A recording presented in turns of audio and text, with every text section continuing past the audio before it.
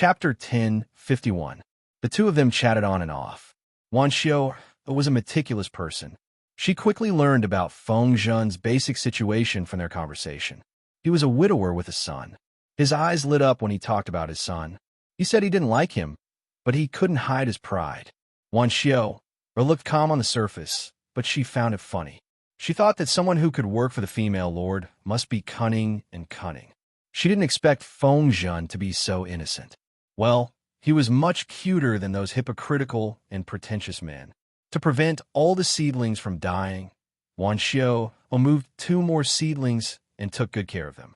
They should survive. Seeing that she was done, Feng Zhen got up and sent her back to the temporary tent of the women's camp. Wan Xiao lit an oil lamp and found the dried panzahua flower she had dried last year. She made a few pillows overnight and stuffed the dried flowers into them. Thin, narrow, and tall wooden pillows were popular. The higher one's status, the better the wooden pillow. Wooden pillows were too tall, which caused many people to suffer from stiff pillows. Wan Xiao's mother was the same. Her mother dried the fallen panzahua flowers, picked the softest and thinnest ones, and stuffed them into the pillows as fillers. Wan Xiao didn't like wooden pillows. Her husband hadn't slept in her room for years, so she changed her pillow. As long as she was comfortable, Wan Xiao asked the female soldier to send a few pillows out that night, so as not to attract gossip. Jiang Pengji benefited from this. She hugged the soft pillow and sniffed it. It had a slight fragrance. "What's in it? It smells good." Jiang Pengji was having her meal when she received it. Feng Zhen had been forced to work overtime. She watched him work to see if he had the time to flirt with girls. Feng Zhen saw the things in Jiang Pengji's arms and remembered what Wan Xiao had said yesterday. The corners of his mouth curled into a smile. If nothing went wrong, he would see the same gift when he returned to the tent after finishing his task. Thinking about this, he felt that it was a pity. Alas, the one and only gift was shared and enjoyed by others.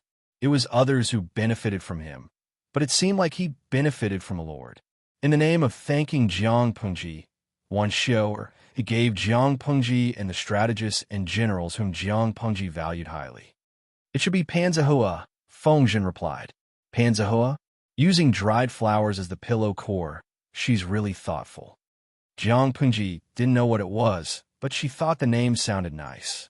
Pinching the soft pillow, Jiang Pengji planned to try it at night. "Xiao is really clever. This pillow can be changed." Jiang Pengji noticed that there was a rope on one side of the pillow. She pulled it open and realized that the 2 sides were not sewn together with a needle and thread. Instead, they were tied tightly with a long rope, but there were no gaps. Jiang Pengji untied the rope and took out the thing inside. She lowered her head and did not notice the huge change in the bullet screen in the live streaming room. "Zhua Wanyan, you scare me to death. When I first heard of panzahua, I thought a city was stuffed into my pillow. I am Susu. How embarrassing. I misunderstood too." Junpo, Chowdo Sak. "I remember panzahua is another name for the ancient kapok tree, right?" Kapok tree. Most of the audience was still confused, wondering what kind of flower panzahua was, but some of them had already figured it out. "This thing is a kapok tree. I don't like to eat apple. I've seen it before. I remember that kapok was an ornamental plant in ancient times. It was only later processed and used." Glutinous rice ball soldier. "Wow. Does this mean that the streamer can grow cotton now?" The productivity of ancient society was low, and the people had to worry about food, clothing, housing, and transportation for their entire lives. In terms of food, Jiang Pengji had already started researching sweet potatoes and sweet potatoes. These 2 things had a large yield and could feed many people. If she used high-yield cotton to solve the problem of clothing, when Jiang Pengji conquered the whole world, the prosperous dynasty would be just around the corner. The audience was excited, but there were also some top students who poured cold water on them. Lao Cg Lianmeng. Cotton is the seed fiber of cotton plants in the mallow family. The cotton we often talk about should be fine wool cotton. It has high yield and good fiber quality. The kapok tree belongs to the kapok family. Its stamens can be used as raw material for fabrics. The kapok tree itself can also be used to make paper. Although the cotton wool of kapok can also be made into cotton-padded clothes, in terms of garment making and production, is definitely not as good as the cotton we are familiar with. The flowers of the kapok tree are not equivalent to cotton. With the old driver's explanation, the enthusiasm of the audience was greatly dampened. However, when Jiang Pingji took out the stuffing inside, their enthusiasm soared again. There was kapok cotton wool in it, but there was also white cotton. Jiang Pingji picked up a ball and squeezed it. It felt good. In her era, real pure cotton clothes could only be worn by the rich. However, pure cotton clothes had all kinds of problems. As a soldier, Jiang Pingji could only wear it once or twice when she was on vacation. Normally, she wore the special military uniform. The military uniform was made from a certain extremely tough plant fiber in the galaxy. It was more comfortable to the touch than cotton, but it was difficult for a normal knife to cut it. Therefore, she did not know what cotton was called in ancient times, but she knew what this ball of stuff was used for. In her excitement, Jiang Pingji smashed the table in front of her. The sudden loud noise scared Feng Zhen so much that he could not even hold the brush steadily. He actually drew a long line of ink on the rice paper. What was she doing? Feng Zhen raised his head to look at his lord. Selfishly, he thought that the utensils his lord used should be made of copper or iron. Otherwise, changing them every few days was too wasteful. My lord, Feng Zhen asked weakly. Jiang Pingji suddenly stood up and said, You continue. I'll leave first. She patted her butt and left without a word. Feng Zhen, now that his lord was not around, could he sneak around and do something? Wan Xiu, who was sorting out the things that Feng Zhen had sent. She definitely could not go with the army. The biggest possibility was that Jiang Pingji would send her to her territory. With this thought in mind, Wan Xiu began to pack her luggage so that she would not be flustered when the time came. Hearing movement outside, Wan Xiu stretched her neck in surprise. Seeing that it was Jiang Pingji, she stood up and bowed. No need to be so polite. Jiang Pingji released her palm and asked directly, Where did you get this thing? Wan Xiu was shocked. She thought that there was something wrong with the ball of cotton wool. Her originally pale face became even paler. Could it be that someone had done something to the cotton wool? Someone had used her to frame Lu Shi? For a moment, all kinds of conspiracy theories and shady plots flashed through her mind. After a while, she said hesitantly, This is the tree that I planted in the courtyard. Is there anything wrong with it? Could it be that something had really happened? Jiang Pingji excitedly grabbed Wan Xiu's delicate hand. She asked excitedly, How many more? Where are the trees? Wan Xiu was confused, but she breathed a sigh of relief. Judging from Jiang Pingji's expression, it shouldn't be anything bad. She could rest assured. There are 3 of these trees in the courtyard. There are also 7 normal Pingji flowers. Wan Xiu did not know the name of the tree that grew the cotton wool, but it was mixed with the Pingji flowers as part of the dowry. It should also be a type of Pingji flower. At most, it looked a little strange. Chapter 1052. Take me to have a look. Jiang Pingji's eyes shone as she requested. Although it was a request, Wan Xiu had no room to refuse. Wan Xiu said, The mansion is some distance away from the camp. Don't you want to send someone to prepare a carriage and guards first? You're the lord of a region. If you're alone, there might be an accident. They're still planted in the inner courtyard of the previous mansion. They can't run away. Jiang Pingji did not listen to these words. She pulled Wan Xiu out of the military tent and said to the orderly who was waiting outside, Prepare the horse. She was a swift and decisive person. The cotton was an important matter related to the people's livelihood. She did not want to wait for a moment. She was too rough during the war. She did not know if she disturbed the few cotton plants. The orderly pulled White over. Jiang Pingji leaped onto the horse's back and extended her hand to Wan Xiu. Wan Xiu subconsciously extended her hand. She only felt Jiang Pingji lift her up the horse with force. Surprise! Before Wan Xiu could react, Jiang Pingji had already galloped out of the camp. A few orderly behind her mounted the horse and followed her. However, their lord's mount was too powerful. Watt had not unleashed its full power for a long time. It could not stop once it started galloping. When the few orderly and guards arrived at the destination, trembling with fear, Jiang Pengji had been looking at the few cotton plants for a long time. Wan Xiu was still in a state of shock. Her clothes were disheveled. Her hair was scattered on her shoulders. The pearls and jades that were used to hold her in place were gone. Looking at her, they thought that their lord had pinned them to the ground. "Why are you so late?" The panting soldier was dumbfounded and subconsciously asked for forgiveness. Jiang Pengji said, "Forget it.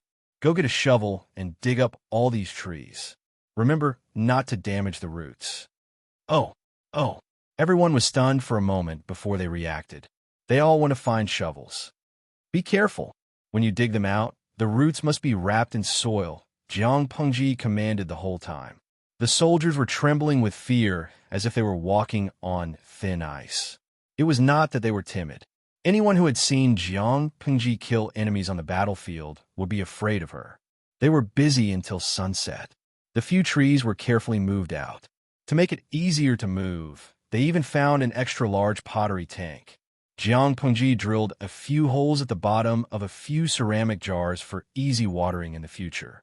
The cotton was not tall. The 3 stalks were only 4 to 5 feet tall. The panzahua was slightly taller, but it was only a little more than 10 feet. Jiang Pengji heaved a sigh of relief when she saw that they had been moved out safely. Wan Xiuer's curiosity was piqued. She knew that Jiang Pengji was a person who would do great things. If the thing was useless, Jiang Pengji would not be so nervous. "Is there anything unusual about this object?" Wan Xiu had been planting them for a few years.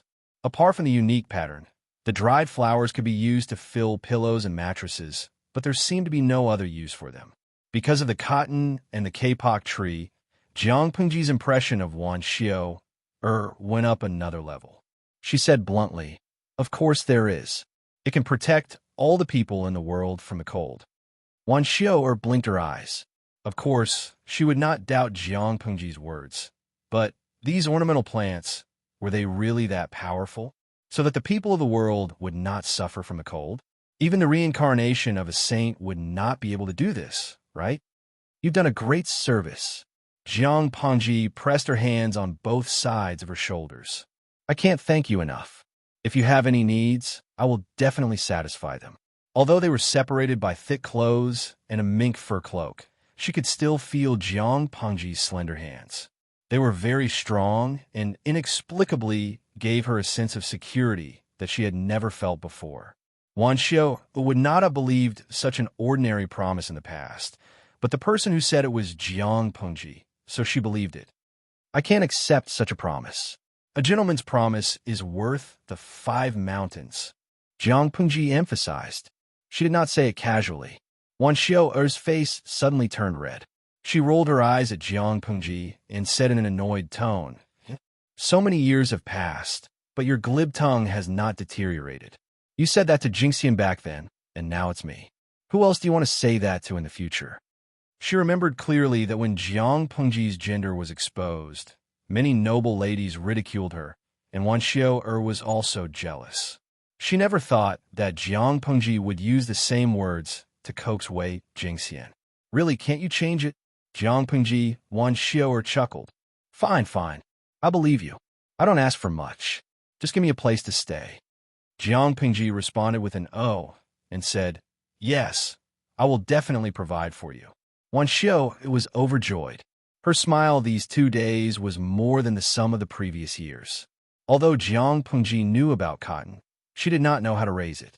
Wan Xiu, on the other hand, had dealt with it for a few years and had more experience than her. So, Jiang Pengji asked her, "What plans do you have for the future?" Wan Xiu combed her messy long hair and smiled. "I am under your protection. Other than that, what other plans can I have?" Jiang Pengji shook her head and explained, "What I mean is, do you want to have a career in the future?" Wan Xiu's hand froze beside her ear. Did she hear wrongly? I have no strong points. I am just a woman. What career can I have?" Jiang Pengji said, "You have a strong point that others don't have. After conquering Sangzhou, I will have to rest for a few months. It is not the right way to be militaristic. I have to give the soldiers and people a chance to rest and recuperate. I plan to pick a few good fields to try planting these cotton. After accumulating experience and good seedlings, I will pick a suitable place to expand the scale of planting. There is also news from Wanzhou. Huiju in spinning wheel has made a breakthrough. The spinning speed is extremely fast. If the two are combined, who knows how many people will benefit. Wanzhou was stunned on the spot. Her mind was in a mess.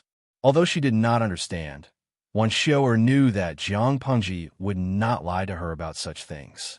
This was definitely a good thing. Before Wanzhou married, she was the daughter of a noble family. After she married, she became a noble lady. Her marriage was not satisfactory, but the quality of her life was good. It was indeed difficult for her to be tormented by cotton planting. However, Wanzhou had experienced a disaster. She knew that in troubled times, without anyone to protect her, her life would not be any better. Even if there were no benefits to it, she would not refuse Jiang Pengji's suggestion. On the other side, Feng Zhen knew that his lord had left the army camp on horseback. This frightened him. There were still remnants of the enemy's troops outside. If his lord was careless and encountered some rascals, he would be in trouble. Feng Zhen was anxious. He arranged for a group of people to escort him to Jiang Pengji. The warhorse's jolting made his buttocks hurt. He hurried and arrived just in time to catch a few soldiers carrying pots of cotton and kapok trees. They were moving them to the carriage. Oh my, weren't these Lady Wan's treasures? His lord brought Lady Wan here and even asked people to dig out these trees. What was she trying to do? Feng Zhen dismounted from the horse in a sorry state. He raised his hand to fling the hair tie around his neck to the back of his head. Guess what he saw? He saw his lord and Wanzhou walking out of the courtyard side by side. The former was talking and laughing, while the latter was timidly hanging her head and wringing her sleeves. Wanzhou's hair was loose, and her clothes seemed to have been tidied up. Feng Zhen was shocked. F***CK. F***CK. Wei Ci, Wei Zi Xiao. Chapter 1053. Feng Zhen tidied up his appearance a little and stepped forward to salute. Greetings, my lord. Even though his heart was in a mess, he was still gentle and calm on the surface. Jiang Pengji looked at Feng Zhen with a faint smile. Did the sun rise from the west today? How could the wanton and unrestrained Feng Zhen be so dignified? Feng Zhen hadn't adjusted his breathing rhythm, probably because he was in such a hurry. Feng Zhen's cheeks were pale from the cold wind, and his lips were blue. His body wasn't healthy, so he looked weak, helpless, and pitiful. Before I left, I've instructed you to do so. Zisher, why didn't you stay in the camp? Why did you come here? Jiang Pengji teased him with a smile. Besides, the wind is so strong outside. If your weak body gets blown away, I'll have to find someone to get you back. Feng Zhen choked and almost choked on his breath. If he wasn't worried about his lord, why would he ride a horse here? Galloping on a horse, the cold wind hitting his face hurt. I heard that my lord left the camp without anyone. I was afraid that an accident would happen, so I dared to disobey military orders. Please punish me, my lord. Jiang Pengji's teeth ached when she heard this. Usually, Feng Zhen would try to smooth things over. How could he plead guilty so seriously? Pretend. Keep pretending. You had good intentions. How can I really punish you? Jiang Pengji said, but don't do it again. Feng Zhen cupped his hands and smiled. Yes. Jiang Pengji secretly curled her lips. She couldn't really embarrass Feng Zhen in front of Wanzhou. Otherwise, she wouldn't let Feng Zhen off so easily. My lord, are you taking these panzahua plants away? Feng Zhen glanced at Wanzhou. You really have tender feelings for the fair sex. In comparison, he was only accompanying someone to transplant the seedlings. No matter how one looked at it, he seemed to be at a disadvantage. Tender feelings for the fair sex? Jiang Pengji said, not only do I want to move these trees away, but I also want to send some people to Xiou's mother's house. Feng Zhen's heart skipped a beat. He couldn't be blamed for letting his imagination run wild. Was his lord going to meet her in-laws? Even though Feng Zhen didn't say it out loud, Jiang Pengji could see through his thoughts. If Wanzhou hadn't been there, she would have taught Feng Zhen a lesson and let him know why flowers were so red. Seeing Jiang Pengji's gloomy expression, Fengzhen suddenly realized that he had misunderstood. In order to turn the tables, Fengzhen asked with a serious expression. His voice was steady and powerful, and it was obvious that he was a serious person. "My lord, is there anything wrong with these trees? If it wasn't for meeting his in-laws, then the problem should be with these trees," Jiang Pengji said. "The people in the north can use wool to weave sweaters to survive the winter. Those who are better off can burn coal. However, if large quantities of sweaters were to be shipped to the south, the cost of each piece of clothing would inevitably skyrocket, and many commoners would not be able to afford them. There were many fertile fields in the south, which were not suitable for breeding woolly sheep. However, the cotton produced by these trees could solve this problem. This cotton wool can be made into silk and woven into cloth. It can also be used as a filler to achieve the purpose of warmth. Tell me, isn't it very important?" Jiang Pengji smiled as she placed the ball of cotton wool in Fengzhen's hands. The cotton wool still carried the warmth of her palm. When it came to the livelihood of the people, Fengzhen didn't dare to be mischievous. He gently pulled the cotton wool and even twirled it between his fingers. Is this really possible? In a split second, various thoughts flashed through his mind. Many nobles have brought this thing to play with. I wonder if it's easy to raise? If it's not easy to raise, even if it can be woven into clothes, commoners won't be able to afford it. Also, how much fertile land does this plant take up? If it takes up too much fertile land, it will definitely reduce the production of grain. How will the commoners survive then? If one plant is planted, how much cotton wool can be harvested in a year? How many clothes and bedding can be made into? If a year's hard work isn't enough to cover the cost, then it's better not to plant it at all. Fengzhen considered everything. Apart from these questions, he still had a string of doubts. It was a good thing that cotton wool could be woven into clothes, but there were still many unresolved problems. Fengzhen might be unreliable normally, but he was very charming when he was serious. Didn't he see that the audience in the live stream was cheering for him? When Wan Xiao heard Fengzhen's question, her burning heart cooled a little. Yes, it seemed that she had been too optimistic just now. There were many things that she hadn't considered. At that moment, Jiang Pengji's voice reached her ears. "Because of this, we have to send someone to Xiao Er's home to take a look. I think we can find more useful information there." Although there was a live stream, the two worlds were completely different. Not only was the distribution of land and sea different, but even the animals and plants were different. According to the situation in the audience's previous world, it was impossible for a crop like cotton to appear. Of course, there were only a few differences. Most of them were similar. She could use the information provided by the audience as a reference, but it couldn't be used as a final conclusion.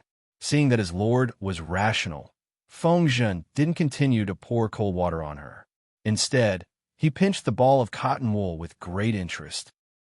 If it can really solve the problem of clothing for the commoners, who knows how many commoners would be willing to set up a longevity tablet for Lady Wan and offer incense to her 3 meals a day. Wan Xiao Er's cheeks flushed red. "How can I be worthy? Mr. Feng's words are too much. Even if there's merit, it's the work of the magistrate of Liuzhou. Many nobles have this plan in their backyards, but no one has said that it can weave cloth and make clothes for the benefit of the commoners. Since ancient times, how many nobles have been unable to make the commoners set up longevity tablets on their own? How could it be her turn?" Fengzhen smiled and said, "Lady Wan's thoughts are exquisite, and her words are pleasant to the ear. No wonder my lord cares for her so much." Jiang Pengji coughed softly, interrupting their conversation. "This matter shouldn't be publicized. We must send a few reliable people to handle it. There can't be any mistakes. In addition, it's not suitable for Xiao to follow the army into battle. Remember to send her to Wanzhou to settle down. If these two matters aren't handled well, I'll definitely settle accounts with you." Fengzhen cupped his hands and bowed seriously. Yes, this matter concerned the commoner's livelihood, so it had to be handled properly no matter what. The army didn't have much time to rest, so this matter had to be put on the agenda as soon as possible.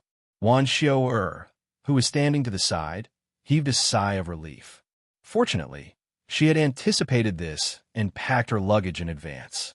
Otherwise, she would definitely be in a mess. Feng Zhen was nimble and efficient. Everything had been arranged early the next morning. Lady Wan, I have a presumptuous request. A trace of surprise flashed in Wan Xiao'er's eyes, but she said, Please speak, Mr. Feng. Feng Zhen took out a box. It looked heavy. I've been separated from my youngest son, Feng Yi, for a long time. I'm ashamed that I haven't done my duty as a father to raise him all these years. I'm ashamed of myself. Mr. Feng has his own difficulties. Your son will surely understand, Wan Xiao'er said. Does Mr. Feng want me to pass this to your son? Feng Zhen nodded, but his expression showed that he was in a difficult position. Wan Xiao'er said, Has Mr. Feng encountered a difficult problem? Chapter 1054. This Mr. Feng has a loving father's heart. Wan Xiao'er thought of Feng Zhen's request, and her heart softened. She was disgusted by her dead husband, but she loved children.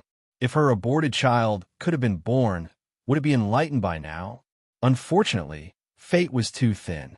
Other than her, there were also female soldiers in the carriage who took care of her and ensured her safety. The female soldiers had never interacted with Feng Zhen, so they didn't know his nature. However, people like to imagine things. If they like someone, they couldn't help but label them as good. Military advisor Feng was so wise. He must be a loving father. Feng Yi, who didn't know the truth, could only say he. A month later, Feng Yi received a box that her father had mailed from thousands of miles away. There was nothing else in the box except for all kinds of delicate things. It was Feng Zhen's letters to Feng Yi. No more, no less. There were 24 letters in total, and each letter had 4 to 5 pages. They felt very heavy to the touch. Feng Zhen didn't care about being a father and often joked with his son. Although the father and son were separated more often than not, their relationship was much better than that of other fathers and sons in feudal families. Thank you, madam. Feng Yi, who still looked young, thanked Wan Xiao'er. He was gentle, polite, and well-mannered. As Wan Xiao'er looked at the handsome young man in front of her, she had a better impression of him. Her son was so cute and polite. As a father, Feng Zhen was no different. Sigh. If it weren't for this world, Feng Yi would have stayed by Feng Zhen's side and become the father and son that others envied. Wan Xiao'er saw that Feng Yi's face was weak and seemed to be born with a congenital defect. Her heart softened, weak but full of spiritual energy, like a beautiful jade with a spirit of heaven and earth. Who wouldn't like it? Wan Xiao'er smiled. What are you thanking me for? If not for Mr. Feng's arrangements, I might not have reached Wanzhou safely. Feng Yi saw that she looked tired. She must have been tired from the long journey. Thus, he asked thoughtfully, Madam, have you found a place to stay since you came here? Wan Xiao'er thought about it and shook her head. She hadn't found a place to stay. Feng Yi said, If you don't mind, you can stay here for a few days. His father was often not at home, so the inner courtyard was empty. It was not a problem for his wife to live there. It was already late, so it would not be appropriate to look for a guest house to stay for the night. Madam has helped my father greatly. As a son, how can I neglect my benefactor? This lad knows some people and can help Madam inquire about the nearby houses that can be rented. You're a woman. It's always inconvenient for you to be outside.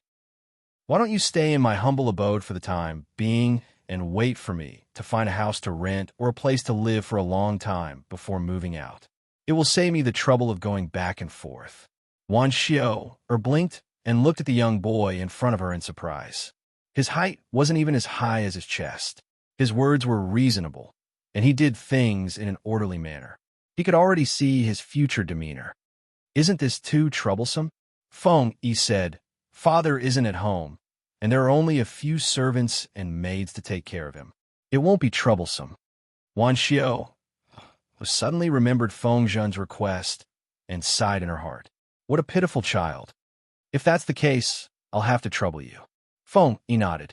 He asked for leave from the master of the Golden Scale Academy, skipped the riding and archery class in the afternoon, and brought Wan Xiao'er to his home.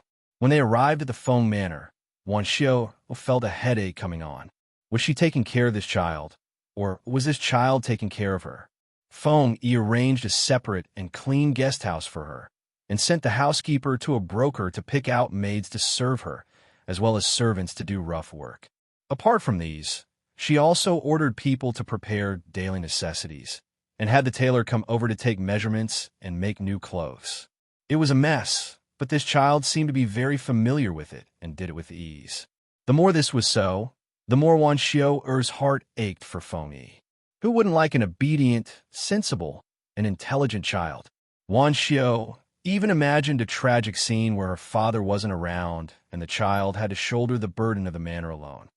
Dalong, the madam in the guest house? The housekeeper asked hesitantly. Feng Yi opened Feng Zhen's letter and read it word by word. Starting from the earliest date, most of the letters were about longing, experiences along the way, and interesting events in the army. At father's age, Feng Yi glanced at the housekeeper out of the corner of his eye and said calmly, "It's time for him to settle down." The housekeeper choked. Once again, he deeply realized who the master of the Feng manor was. This, Feng Yi said, "It's not right for a man at 30 to still indulge in debauchery. It would be great if someone could control him." The housekeeper was speechless. Suddenly, he felt that the roles of the father and son in the family had been reversed. Feng Yi was the old father who was heartbroken by his rebellious son. But master might not have this intention. The housekeeper said weakly. Feng Yi smiled and said with certainty, "Just now I tested the madam. She had a very good impression of my father. She even praised him as a pure and upright gentleman. Steward, if my father didn't have such an intention, do you think he would be associated with these 8 words? It was because he had an interest that he pretended to be." The housekeeper finally understood and nodded with emotion. This was probably the rumored, "No one knows a son better than his father." After thinking for a while, the housekeeper still didn't realize what was wrong with his words. If Feng Zhen knew that his son understood him so well, he would definitely be extremely gratified. After sending off Wan Xiu'er's convoy, he gathered his thoughts and focused his energy on the battle. 2 days had passed. Huang Song and Jiang Pengji had also dealt with the division of the captives. Feng Jin and Wei Xi were in charge of negotiations on Jiang Pengji's side, while Cheng Jing and Ye Sun were in charge of Huang Song's side. Because of Huang Song's approval and hints, the two of them didn't take a strong stance on this issue. This was a situation that both sides would be satisfied with, but someone was unhappy. When Yuan Xian heard that his Lord Huang Song had given up most of the money and didn't argue when it came to the distribution of the captives, military supplies, and property, he was suddenly dissatisfied. It wasn't that he was dissatisfied with Huang Song's modesty, but he suspected that someone was biased towards Jiang Pengji and was helping an outsider. Who was this person? Nie Sun's face appeared in Yuan Xian's mind. Once this thought came to mind, there was an additional thorn in his heart. He didn't have a good impression of Nie Sun. Now that there was another barrier, their relationship was like fire and water. This matter alarmed Huang Song. He came forward to mediate. The two of them seemed to have forgotten their differences on the surface, but in private, they were even more hostile. Don't let me get hold of your weakness." Yuan Xian looked at Nie Sun and Meng Hung from afar. When the two of them spoke, the atmosphere was harmonious and harmonious. The thorn in his heart became more and more obvious. He snorted coldly, and a cold glint flashed in his eyes. Nie Sun's back was facing Yuan Xian, so he didn't feel it, but Meng Hung noticed it. Meng Hung naturally shifted his gaze away. His expression was normal, and he didn't reveal any flaws. He even bowed gratefully to Nie Sun. Chapter 1055. Although he had ulterior motives, the gratitude in Meng Hang's words was genuine. His wife was pregnant, so it was reasonable for her to not follow the army. How to settle her down became a difficult problem. If he let his wife travel thousands of miles to Wanzhou, her body wouldn't be able to withstand the torment, and there might be problems along the way. After thinking about it, the only option was to stay in Huda County to nurture the fetus. When Ye Sun learned of this, he privately suggested to Meng Hong to let his wife move to Ye Sun's mansion so that she could keep him company. When Huang Song went to war, Sun would definitely follow him to the front lines. In this way, it was inevitable that he wouldn't be able to take care of his wife, Zhu Qingning. If the two pregnant women lived together, they could take care of each other and wouldn't be in a difficult situation. Sun's suggestion was exactly what someone wanted. It was nothing. No need to thank me. Sun smiled as he helped Meng hang up. He wasn't unaware that Yuan Xin was targeting him. He also wanted to distance himself from Meng Heng to protect himself. However, established relationships couldn't be broken so easily. His lord, Huang Song, and his lord, Meng Heng, were in the honeymoon phase of the alliance. Sun couldn't forcefully shut him out. Over time, not only did their relationship not become distant, but it also became more intimate. It wasn't exactly good to say that they had a good relationship. It was a very normal friendship between gentlemen. Sun sat upright, unafraid of rumors and slander.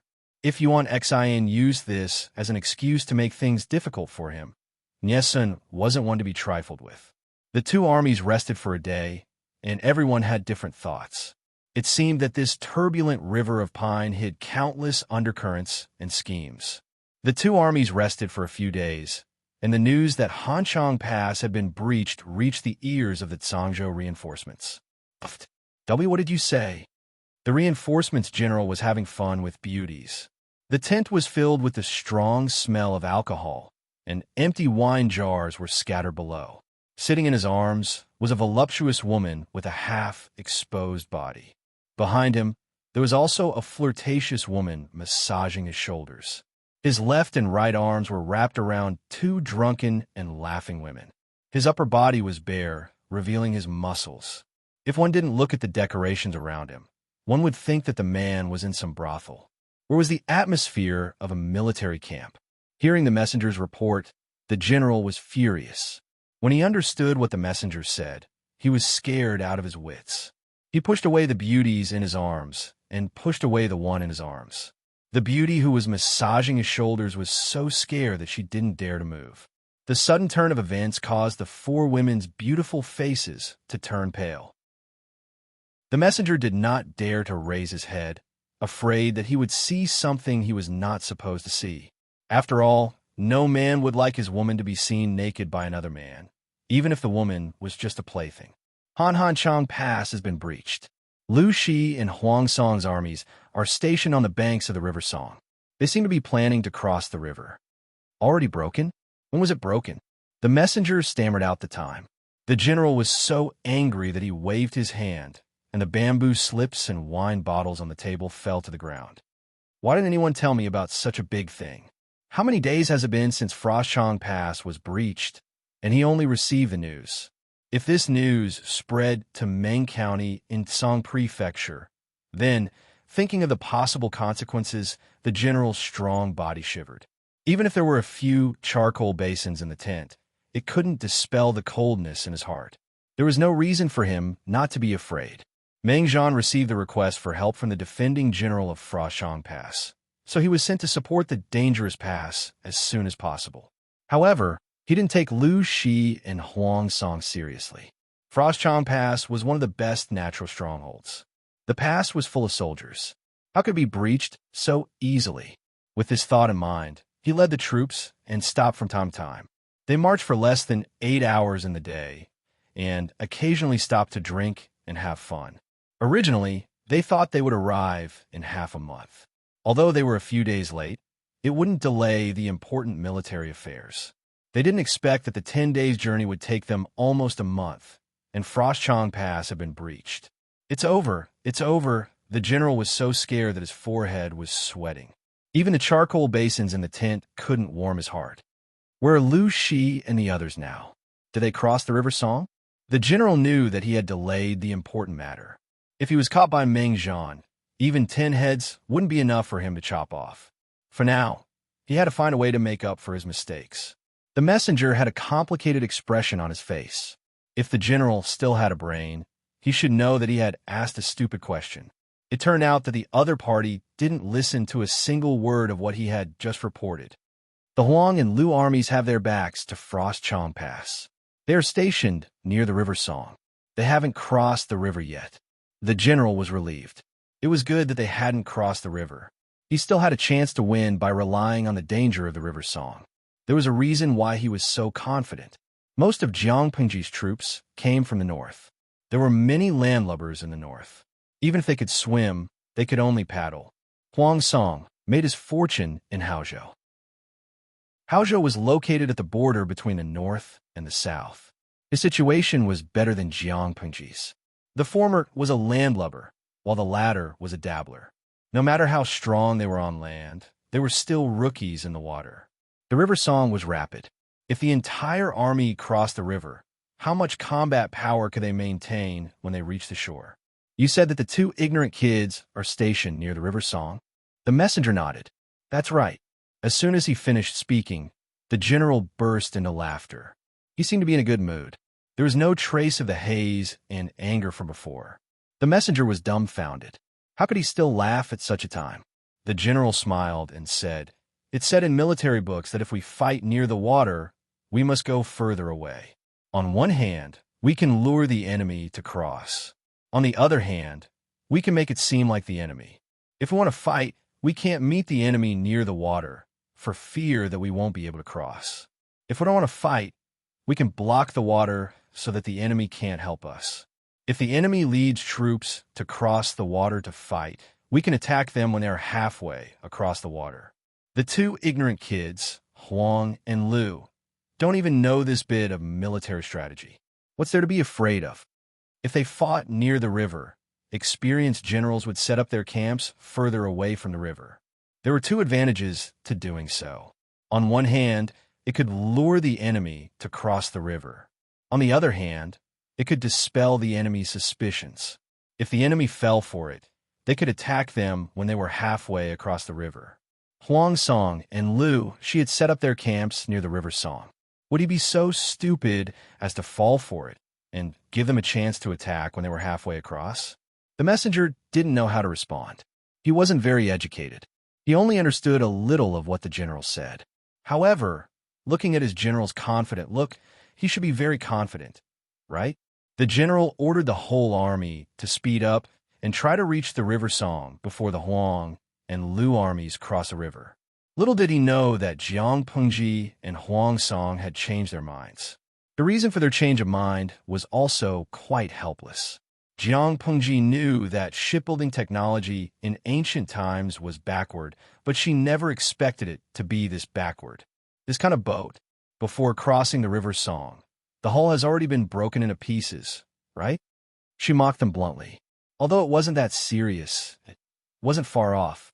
They could cross the river, but they couldn't count on them to fight on the water. Chapter 10:56. Jiang Pengji was irascible, and the audience in the streaming room was extremely disappointed. They thought they would see a luxurious battleship that was comparable to an aircraft carrier in a historical drama. But Guangxiang Moshi, what can this wooden boat be used for? The host has tens of thousands of soldiers and horses here. It's impossible for them to disembark in one go with this kind of ship. They might need to do it in 4 or 5 waves. How long would it take to make a round trip? This kind of boat? Is it a joke? Jiao, if I remember correctly, in the ancient history of our side, during the Three Kingdoms period, there were ships that could carry 3,000 people. Looking at the host's social background, it should be equivalent to the Wei, Jin, Southern, and Northern dynasties period. There's no reason for their shipbuilding skills to be so bad, right? Space drifting bottle. I think it's a geographical problem. After all, this place is closer to the north. Most of the battles are fought on land. There's not enough environment for water battles. It took a lot of money and effort to build a ship, and it was rarely used in battle, so there was no such thing. Want to find a good name is hard. I saw the live stream earlier. The host said that Sangzhou has developed land and water routes, so there's a lot of business and the economy is very prosperous. Most of the ships on the river were commercial ships. Crossing the river was not a problem, but fighting in the water was not enough. It had only been a few years since they entered the troubled times, and Songha had been occupied by the Meng family of Sangzhou for a long time. There seemed to be no wars, so how could they prepare so many military ships? The audience expressed their opinions. The boats were fine for crossing the river, but it was too difficult for them to fight in the water. Many of the audience members were thinking even further. They had yet to conquer Sangzhou, but they were already thinking about the complicated waters of the south. Baby Bao Bao, why don't you cross the river at the narrowest point? Jiang Pengji furrowed her brows in deep thought. Feng Zhen pointed at the topographic map on the table. The gorge river in the middle and lower reaches of the Song River. The river here is wide and the water is gentle. Why don't we take a detour to cross the river here and attack Sangzhou in a roundabout way? There are many crossings here. There should be enough boats for our army to cross the river. At this point, Feng Zhen furrowed his brows. His eyes flashed, and he said meaningfully, "Furthermore, Gorge River is adjacent to Haozhou and Qinzhou. The terrain is excellent. If my lord chooses this place in the future, they could attack Sangzhou in advance and plot against Qinzhou in retreat." As for why Feng Zhen didn't choose to cross the Pine River at its narrowest point. The Song River was rapid, and the narrower the place, the stronger the current. Who knew how many submerged reefs were hidden at the bottom of the river? If one used this kind of boat to cross the river, the possibility of success was basically zero. The boat would capsize before the person could even reach the shore. Feng Zhen was a playboy. Not only did he have a wild personality, but he also had a big appetite. He wanted both Sangzhou and Qinzhou. Jiang Pengji squinted her eyes and said with a smile, "Gentleman doesn't take what others like." Feng Zhen understood. "My lord, are you worried that Prefecture Overseer Huang is also thinking of starting from Gorge River?" "I'm not worried. He'll definitely do that." Jiang Pengji smiled and said, "Bogeo also has his own thoughts." After a while, she smiled and said, "Bogeo has helped us block the Meng family of Sangzhou for nearly a year. If he chooses to go through the river gorge, how can we compete with him? What's more, the Meng family of Sangzhou came for me." Bogeo's willingness to help was out of kindness, but his refusal to help was part of his duty. Instead of damaging the alliance between the two sides, it's better to take the initiative. We'll go around the upper reaches of the Pine River. This way we'll have less pressure. Feng Zhen did not speak, but the others in the tent understood Jiang Pengji's intentions. She seemed to be retreating, but in fact, she was advancing by retreating. Huang Song wanted Qinzhou, so she gave it to him. However, Sangzhou was under the control of the Meng family, so Huang Song should not even think about touching it. Meng Hung said casually, "If we go around the upper reaches of the Pine River, the pressure on our army to transport food will be reduced." Jiang Pengji's forces were concentrated in the north, so they basically relied on land to transport food.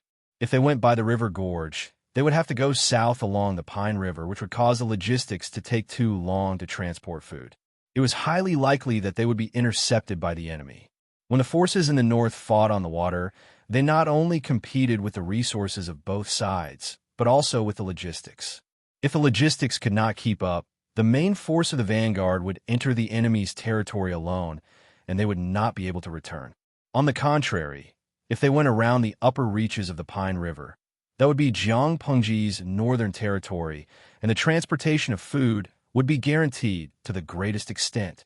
Meng Hung said in a low voice, "Moreover, the river gorge is closer to the south, where the climate is humid and there is a lot of mud in the shallow waters. It's easy for the troops to adapt to the climate, and if they are unlucky, they may even contract diseases. Although the river gorge has its terrain to worry about, it is of little value to my lord." Jiang Pengji's goal was to annex Sangzhou. If she could get Sangzhou, she would have two places that were rich in war horses, which would be of great strategic significance. In comparison, Qinzhou, with its flat terrain and abundant resources, was not as attractive to her. Feng Zhen understood the crux of the matter. He looked at Meng Hung with admiration, not the slightest bit unhappy that his suggestion had been rejected. "Once we take Sangzhou, my lord can then plot to conquer Langya, Hejian, Gaoi, and other counties. You will be able to connect the entire northern territory, and you will have the momentum of a whale swallowing a tiger. It is also possible that you will be able to conquer the world." When Meng Hung said this, his tone was calm, but the content of his words could not help but make people excited. Compared to the small profits at hand, it was better to take a long-term view and make strategic arrangements. For Jiang Pingji, Sangzhou was more important than Qinzhou. If she did not take Sangzhou, when Huangsong took Qinzhou and then encroached on Sangzhou's territory, Jiang Pingji would be forced into a passive state. After a round of discussion, everyone had a plan in mind. The audience was confused. Although they didn't quite understand, they understood one thing. Yintian Weeping Rain, the two families are still in an alliance, but the streamer has already started scheming against Huangsong. Poor baby Huangsong. Meeting a two-faced friend, he did not die an unjust death. Jiang Pengji's lips curled into a cold smile. She schemed against Huangsong while the alliance was still in place. He also schemed against her, so she just returned the favor. She was a traitor, so there was no need to talk about morality and righteousness. Just as Jiang Pengji expected, after receiving the news that Sangzhou's reinforcements had arrived on the other side of the Song River, Huangsong suggested to her to split up and cross the river. Jiang Pengji took the initiative to suggest leading the troops north along the Song River, while Huangsong wanted to lead the troops south along the Song River and attacked Sangzhou from the north and south. Regarding this arrangement, both armies had no objections. In order not to arouse the enemy's suspicions, the two armies withdrew overnight. As for Hanchang Pass, Huangsong left some troops there and rearranged the arrangement, in case the Meng family of Sangzhou besieged Wei to rescue Zhao. Before the army withdrew their camp, Huangsong expressed his feelings and said to Feng Zhu, "Don't you want to go and take a look? It's good to say a few words. If we miss this opportunity, we may not have another chance in the future." Huangsong was suspicious by nature, but he was also sincere to those he truly trusted. Feng Zhu had been working for him for many years and had meticulously schemed for him. How could he be indifferent? Feng Zhu's eyes darkened, and his tone was distant. "There's no need. Second brother is not an indecisive woman. How can you not distinguish between public and private matters?" Back then, during the earthquake in Shangjing, he had told Feng Jin, when they met again, life and death were fated. There was no need to show mercy. Although the Meng family of Sangzhou was annoying, the existence of this force balanced the relationship between Huangsong and Jiang Pengji. After all, the enemy of my enemy is my friend. Once there was no common enemy, internal strife was not far away. Huangsong sighed softly, but this was not the only thing that worried him. Chapter 10:57. Huangsong was not in a good mood for the past 2 days. Humans were not plants. How could they be emotionless? He did not have Jiang Pengji's rich experience and strong beliefs. He also did not have Feng Zhu and Feng Jin's calm and ruthless rationality. He knew that there were different paths, but when he thought of his youth, he always felt a sense of melancholy. If the world was peaceful, how many lives would be spared? However, he was Huangsong, a warlord who had come from humble beginnings to where he was today. Even if his heart was a little soft, he would not be soft-hearted when it was time to be cold and hard. At most, he would complain a little when he was emotional. What if I lose? Huangsong looked calm, but when facing Jiang Pengji, he had always been in a weak and passive position. When? He wanted to tell himself over and over again that he could do it.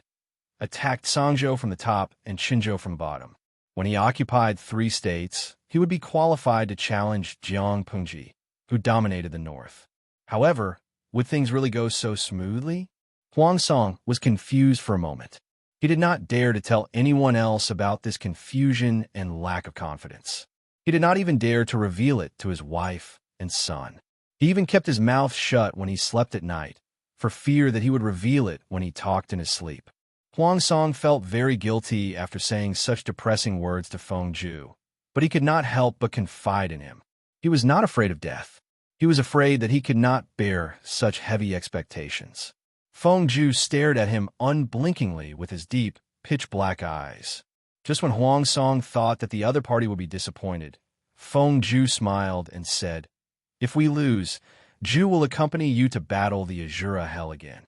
There will not be another Lu Lanting there." Huangsong was stunned when he heard this. He felt as if he'd been struck by lightning.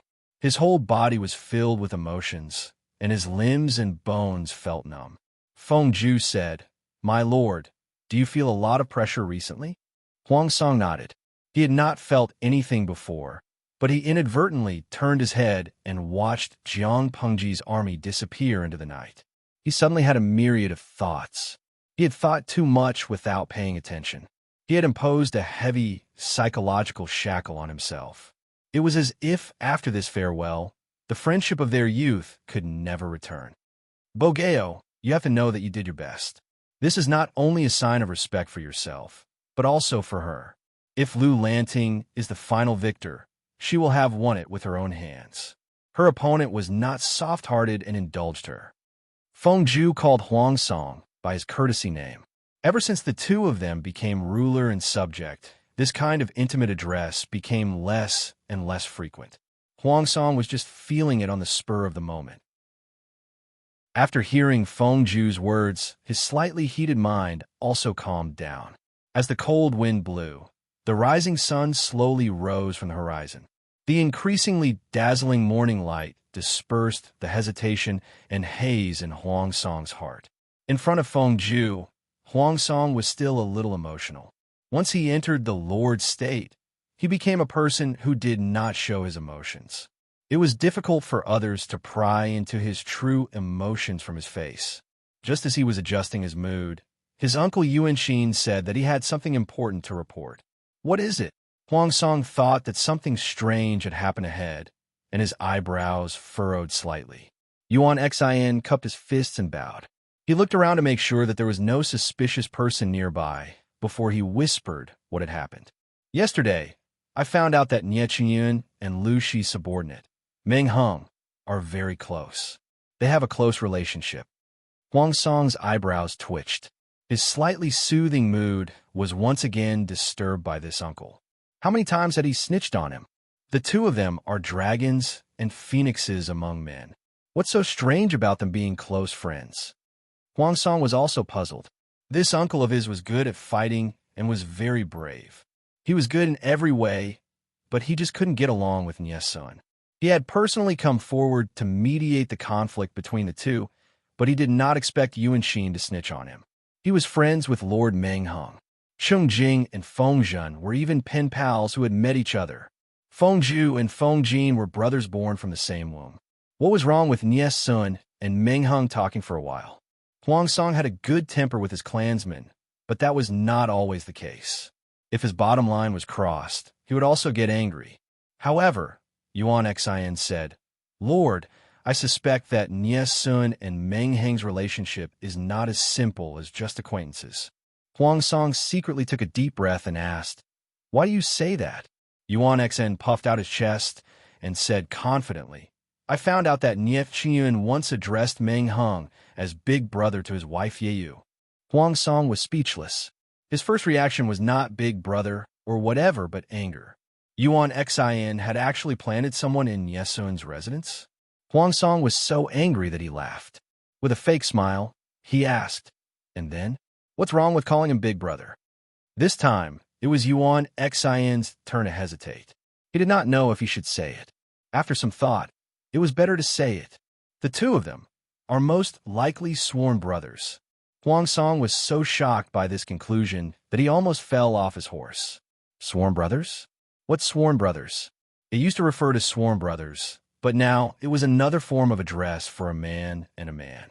Yuan Xin actually suspected that Nie Sun and Meng Heng had such a relationship. Huang Song was shocked by Yuan Xin's black hole of imagination. His expression did not change, but his heart obviously could not wrap itself around it. Yuan Xin, however, had his own inference. If Nie Sun and Meng Heng had no relationship at all, why did the former call the latter big brother? The two of them were not brothers. One was from the Nie family of Zhongzhou, and the other was from the Meng family of Dongqing. They were completely unrelated. Nowadays, the world liked men. Not only did high officials and nobles like it, it was also a custom in many places. Regardless of whether they were rich or poor, they were all related. The older ones were sworn brothers, and the younger ones were sworn brothers. When the sworn brother married into the younger brother's family, the younger brother's parents doted on him like a son-in-law. In the future, the younger brother's living expenses and marriage expenses would all be taken care of by the sworn brother. The lovers would get married after the age of 30 and still sleep together like a married couple. Look, many people were used to this and even treated the sworn brother as a son-in-law. When the sworn brother married a wife, they would even give him a certain amount of expenses. However, Nyesun and Ming Hung were both married. Their wives were pregnant, but they actually had such a despicable relationship. Huang Song struggled to climb out of this dark hole in his brain. "Uncle, you're not a married woman in the backyard. Why are you so talkative?" Huang Song's words were already impolite. Yuan Xin's face turned red, and he felt really awkward. Qing Yun is Song's confidant and a noble gentleman. How would he be interested in men? Apart from that, you should restrain yourself and quickly wipe out your spies in Qing Yun's backyard. Qing Yun didn't stay in the backyard, but he will eventually find out. Huang Song's scolding made Yuan Xian so embarrassed that he wanted to die. He had lost 40 years of face. He wouldn't hate Huang Song, but he would blame it on Nyesun. Before he left, Yuan Xian added in a stern voice, "My lord, I am loyal to you. Why would I hurt you?" Nie Qingyun is indeed suspicious. Yuan Xian was rarely so attentive. He pulled out Feng Ju. Mr. Feng and Feng Ju are biological brothers. The two of them know how to avoid each other and only see each other twice in the past few days. If Nie Qingyun really didn't have any tricks up his sleeves, why didn't he avoid Meng Hung? He even called him Big Brother when the couple whispered at night. At that moment, Huang Song really believed Yuan Xian, but his rationality made him choose to trust Nyesun. Chapter 1058. Compared to Huang Song's melancholy, Jiang Pengji's emotions were calm. It seemed that nothing could attract her attention. As they marched north along the Song River, they learned about the situation in various parts of Songzhou. Meng Hung and Meng Hun were both from Songzhou. Although the former was a Zongzi with no real power, and the latter was a former lieutenant who had defected from Songzhou for 8 years, the two of them knew more about Songzhou than others. Meng Hun told him what he knew, and Meng Hung added a few more sentences. When it came to war, not only did one have to understand the enemy's terrain and strategic deployment, but they also had to understand their combat strength and troop configurations. Jiang Pengji did not expect them to know much, but it was better than nothing. She took it as a way to kill time along the way. Meng Hung and Jiang Pengji were very serious. They could not withstand Jiang Pengji changing the topic too easily, and as they spoke, they went off topic. I suddenly remembered that Jingta stayed in Songzhou for a while. Jiang Pengji asked, "Do the nobles in Songzhou really like fighting beasts for fun?" Fu Wang tried his best to be a wolf, but his luck was too low, so he was captured by others to be a beast for others to amuse themselves with. It was not a secret, and Fu Wang was not ashamed of his past. Instead, he often used it as an excuse to brag about it. That was why Jiang Pengji mentioned it without holding back. She was curious. Didn't they say that the aristocrats of Dongqing were all effeminate? Would a bunch of mothers like such a bloody activity? Just to watch lives fight for survival in the Colosseum? Meng Hung could not react for a moment, but Meng Hun was calm. After all, he had been with the Lord for 7 or 8 years and was used to it. Rumor has it that the ancestor of the Meng family, Duke Meng, had the ability to tame beasts. When Xia Taizu went on an expedition to conquer the world, he offered up 10 armies of beasts that made people tremble in fear. Like Qiyu, he can control iron-eating beasts, and his battle prowess is extraordinary. If it weren't for Meng Hung, Meng Hun really wanted to call the ancestor's name directly. Why would he use honorifics? Meng Jing was good at fighting and could be considered a scholarly general who was good at both literature and martial arts. He also knew how to tame beasts, which sounded very impressive. Because of Meng Jing's influence, Songzhou had always had the custom of raising fierce beasts. However, the ferocious beasts were prone to injuring people, so they died down after a long time. Only high officials and nobles had the qualifications to keep them. Ferocious beasts were not raised for the sake of making them act cute. The rich and powerful were bored, So they came up with a game of beast fighting, completely disregarding human life. Fu Wang was one of the victims. He was neither the first nor the last. Controlling an Iron Eater? It sounds majestic. What a pity. His ancestor, Meng Jing, was known as the White Dragon among men, but his descendant, Meng Zhan, was such an idiot. The future of the Mengs would fall on Meng Hong, the son who had been expelled by Meng Zhan. Jiang Pengji sighed with emotion, but the audience burst into laughter. Riding an Iron Eater? Awe-inspiring. How adorable. Hua Hua loves Pighead. Host. Do you know who the Iron Eater is? Sankei. I guess the streamer doesn't know? To tell the truth, when I was young, I read about Chiyu riding an iron-eating beast to fight against the Yellow Emperor. At that time, I thought that the iron-eating beast was some kind of terrifying beast. One day, she followed her parents to the Moon-Sun delivery room of the panda base, Yidawanbo. I can't imagine a person sitting on the back of a panda and cooperating with them in battle. Jileo Ime, I suddenly thought of something. In a streamer's world, pandas are wild, right? Hunting is not illegal. Why don't we raise a panda someday? Watching the streamer play with a cat from a close distance, I guess I can't quit this streaming room for the rest of my life. Hua Yin Ji Yuan. The panda is a bear, but I want to play with it too. Jealousy is driving me crazy. Jiang Pengji was surprised. She knew there were iron-eating beasts in this world, but she had never seen one. According to the audience, the appearance of the iron-eating beast was different from the general description. Shurgio, have you seen an iron-eating beast? Shurgio was Meng Heng's courtesy name.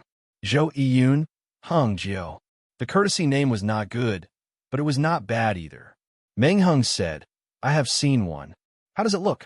Meng Heng said, according to the Book of Supernatural Beings, it is sold in the south. It is called nibbling iron.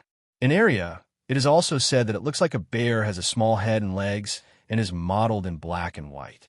It can lick copper, iron, and bamboo bones. It looks gentle and harmless, but in fact, it is fierce and aggressive. It can smash a person's head with one palm. Jiang Pengji used her limited imagination to think about it. The image of a black and white-brown bear appeared in her mind. It was quite fierce.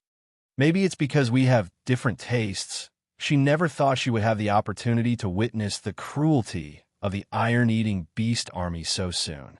The ancestors of the Mengs had the skill of taming beasts, but they learned it from a beast-taming tribe in the north of Tsang Prefecture.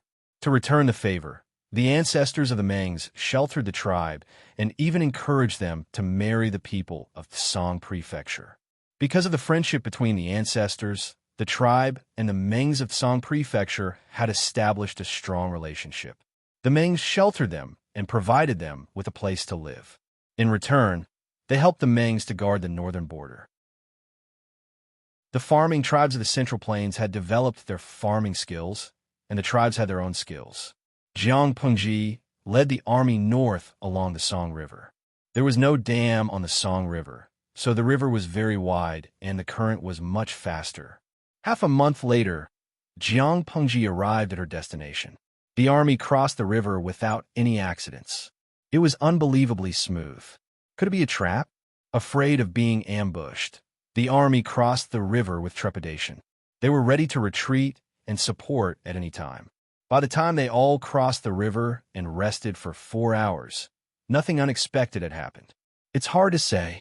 We'll deal with it as it comes. Jiang Pengji frowned. According to the scouts, there was no ambush around. If there was, crossing the Song River was the best chance for the army to do it. What they didn't know was that it was not that Meng Zhan didn't want to, it was that he didn't get the information. The credit had to go to the general who had rushed thousands of miles to help the Hanchang Pass. Meng Zhan knew how many opportunities he had missed. He was so angry that he almost had a heart attack. He ordered his men back 10 times in a row. He couldn't even draw his sword and kill him. Huang Song and Lu Shi's army parted ways at the Song River and split up to attack Song Prefecture. Such an important news was hidden by the cowardly idiot. If the news was more timely, he might have been able to send troops to ambush them. But now it was too late. Meng Zhan was indeed an old ginger. He was more experienced than the new ginger. After venting his anger by killing people, he calmed down quickly. There weren't many strategic crossings along the Song River in Sangzhou. Huang Song and Lu Shi, the two kids, were probably planning to attack for both sides. Following this train of thought, Meng Zhan quickly circled a few points, drafted a document, and sent out the order as fast as he could. Even if he couldn't resist the fierce attack, he couldn't let the two kids have it easy. Meng Zhan's eyes flashed with madness. He seemed to have thought of something. He sat back on the mat and picked up the brush to grind the ink. Quickly, send these 2 letters to the general guarding Zhanjiang Pass and Yumen Pass. There were 3 natural barriers in Tsang Prefecture: Hanchang Pass, Zhanjiang Pass, and Yumen Pass. Hanchang Pass was a natural barrier to defend against the forces in Dongqing. Zhanjiang Pass and Yumen Pass were different. Chapter 1059. Meng Zhan was astute, but he couldn't handle a useless teammate dragging him down. He wasted the best opportunity. By the time the urgent letters arrived, it was already too late. Huang Song and Jiang Pengji's army had already entered Sangzhou. Huang Song's side was fine. His mission was to restrain Sangzhou's army. He didn't fight with all his might, so the pressure on the south side of Sangzhou was less. In comparison, the pressure on the north side of Sangzhou was much greater. Jiang Pengji led her army and marched straight in. When Meng Zhan's secret letter arrived, her army had already broken through the defense line at the border of Sangzhou. She tore an opening in a tough manner. Faced with the sudden attack, Sangzhou was caught off guard. Before they realized what was happening, the owner of the territory changed hands. The situation didn't improve until Meng Zhan's secret letter arrived. Meng Zhan knew clearly that Jiang Pengji had broken through Hanchang Pass in such a short time. If she wanted to win, she had to come up with something special. He wrote a letter, along with his patriarch's keepsake, and prepared to ask the Gaiwei clan to take action. The Gaiwei clan was a beast-tamer tribe that Meng Zhan's ancestors had a good relationship with. Almost all of them could ride ferocious beasts. Because of the friendship between their ancestors, the Mengs had taken care of the Gaiwei clan for generations. The Gaiwei clan had received countless benefits from Mengs. Meng Zhan asked them to send troops to stop Jiang Pengji's army, so they had no reason to refuse. However, the Gaiwei clan had been raised too well by the Mengs. They had a huge appetite and were insatiable. They could agree to Meng Zhan's request, but when it came to military expenses, they asked for 1,000,000 strings of coins and 10,000 cows and sheep. Meng Zhan sneered and agreed. At first, the Gaiwei clan and the Mengs had a simple friendship. The Mengs only needed to prepare a place for them to live. As time went by, more and more forces coveted Sangzhou. After all, Sangzhou was rich in warhorses. Who wouldn't want them? If the Mengs wanted to protect Sangzhou, they had to have a trump card. The Gaiwei clan was the best choice. Since then, the Gaiwei clan had become leeches attached to the Mengs. The Mengs couldn't do anything to them. Now, they wanted to play the same trick again. Sure, but we can't give them what they want right now. We can only give them 100,000 strings of coins and 1,000 cows and sheep as a deposit. When Liu Bugger retreats with his troops, we'll fill the remaining gap in one go. Meng Zhan didn't show his anger or happiness on his face. It was as if Liu Bugger's conditions were nothing. In fact, Meng Zhan only intended to give a down payment to trick the Gaoyu clan into working for him. As for the rest, that would depend on whether the Gaoyu tribe was still alive to take it or not. The patriarch of the Gaiwei race did not suspect anything. Seeing that there was a 10% deposit, he felt relieved. TSK, the Meng family's son, is getting stingier and stingier. Every year, he sends us off with 100,000 strings of coins. Is he sending us off as beggars? The Haiwei patriarch smiled smugly. After he returned to his clan's land, he whispered to his confidant, "Now that we're in trouble, we still have to obediently hand over a large sum of money to avert the disaster. What were you doing earlier? If Meng Zhan wasn't so stingy, he wouldn't have to pay for it. Since he had been paid, he had to eliminate disasters for others." The Gaoyu clan took Meng Zhan's military deposit and sent 5,000 strong men and beasts to the front line. Although the Gaoyu clan only sent 5,000 strong men, they could easily kill 20 to 30,000 enemies in a war. The Gaoyu clan lived a closed life. They knew Jiang Pengji's name, but they didn't think much of her. She's just a woman. Meng Zhan can't even win against a woman. What a coward. If we capture Lu Shi alive, we'll have a talk to Meng Zhan. We can't just give him 150,000 strings of coins every year. We have to give him 500,000 strings of coins. Although the Gao Yu clan was rich, no one would complain about having too little money. The Mengs used to treat them well. They gave them 300,000 strings of coins and 200,000 strings of coins every year. Ever since the stingy Meng Zhan became the head of the family, the amount of money he gave them decreased year by year. Sangzhou's waterways were well developed. Merchants traveling from south to north would stop there. The business was developing well. The Mengs occupied Sangzhou and earned a lot of money. 500,000 strings of coins every year wasn't even enough to fill the gaps between their teeth. Now that someone was knocking on their door, they only thought of the Gao Yu clan. If the Mengs didn't take the opportunity to extort money from them, they wouldn't know who their ancestors relied on. Jiang Pengji had no idea about it. The scouts she sent out had yet to send back any news. My lord, Luo Fengdak is just past this pass. Jiang Pengji glanced at the live stream's perspective and roughly scanned the layout of Luo Fengdak. Luo Fengdak, what's so special about this place? Meng Han explained, Luo Fengdak is located in Qianyan County, north of Sangzhou. Luo Fengdak is densely forested and has low mountains and gentle slopes. Wild beasts often appear there. Most importantly, most of the people in Qianyan County are related to the Gao Yu clan. Luo Fengdak is their territory. If they wanted to attack Song Prefecture in Meng County, they couldn't avoid Qianyan County or the Gao Yu clan. Jiang Pengji said nonchalantly. So what if it's their territory? If they know what's good for them, surrender. If they don't, then fight. Meng Han choked. Fighting at the slightest disagreement was indeed the Lord's style. Meng Han couldn't persuade her, but Wei Si I couldn't just sit back and watch. He said, the army led by my lord is a benevolent and righteous army. Naturally, we have to be polite before resorting to force. If the Gao Yu clan is willing to forsake darkness and seek light, that would be the best. If they aren't willing, it won't be too late to send troops then. If word got out that he had beaten someone up the moment he arrived, it would not be good for his reputation. Jiang Pengji curled her lips. She was here to ambush Song Prefecture, but she had to greet them before fighting. As expected, she still couldn't understand the art of war in ancient times. As they spoke, the sound of hooves could be heard from afar. Our scouts brought back a burly man dressed in strange clothes. The temperature had warmed up slightly, but ordinary people were still wrapped up tightly. The burly man in front of them was different.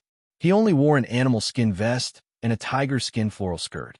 His hair was tied up with a circle of brightly colored feathers, and his exposed skin was full of tattoos of ferocious beasts. His eyes were like an eagle's, his wide and long nose was slightly sunken, and his thick brown lips occupied half of his chin. His eyes swept around, then he cupped his fists and bowed. In a fierce voice, he said, I'm the envoy of the Gao Yu clan. I'd like to see your lord. The burly man's elegant language wasn't very good. His accent wasn't correct, and it was rather hard to pronounce. The envoy of the Gao Yu clan?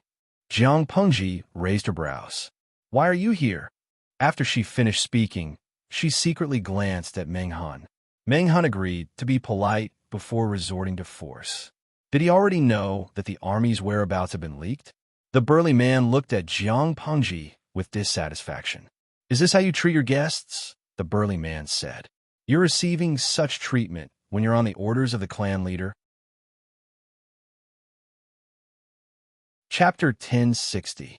The strong man was representing the Gao Yu tribe. As the lord, Jiang Pengji should get off the horse herself. How could he sit on the horse and hide in the crowd? Was he afraid of death? Jiang Pengji could hear the unfriendliness in his words. She frowned impatiently. She didn't have the habit of not killing envoys in a war. She would kill whoever provoked her. Jiang Pengji went straight to the point. What message did the person behind you ask you to deliver? Just say it. I don't like guessing. The strong man's expression changed.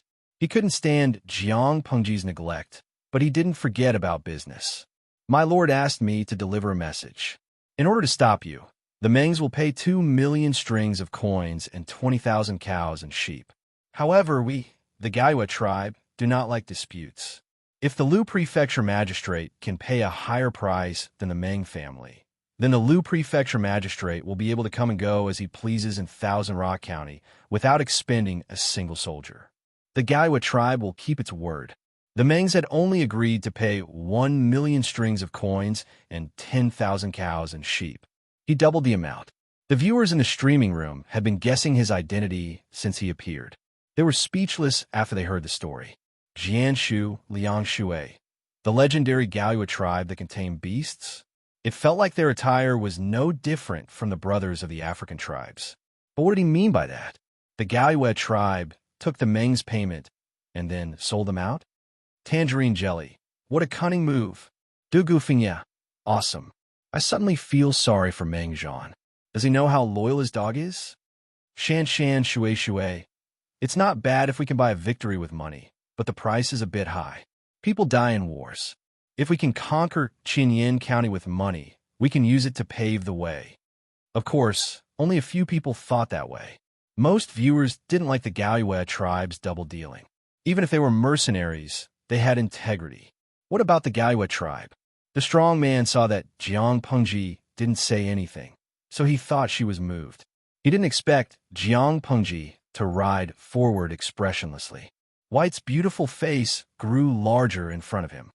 2 million strings of coins and 20,000 cows and sheep can make the Gaiwa tribe retreat and stay out of the conflict between me and the Mengs. The Bai snorted in agreement and walked 2 steps around the brawny man, as if he was observing him. Jiang Pengji was so close to the strong man, and everyone's hearts were in their throats. The burly man said, "Exactly." Jiang Pengji raised her eyebrows and sneered. I heard that the Gaiwa tribe is good at taming beasts. Have you heard of this saying? The man's attention was attracted by Jiang Pengji, and he did not pay attention to White. What is it?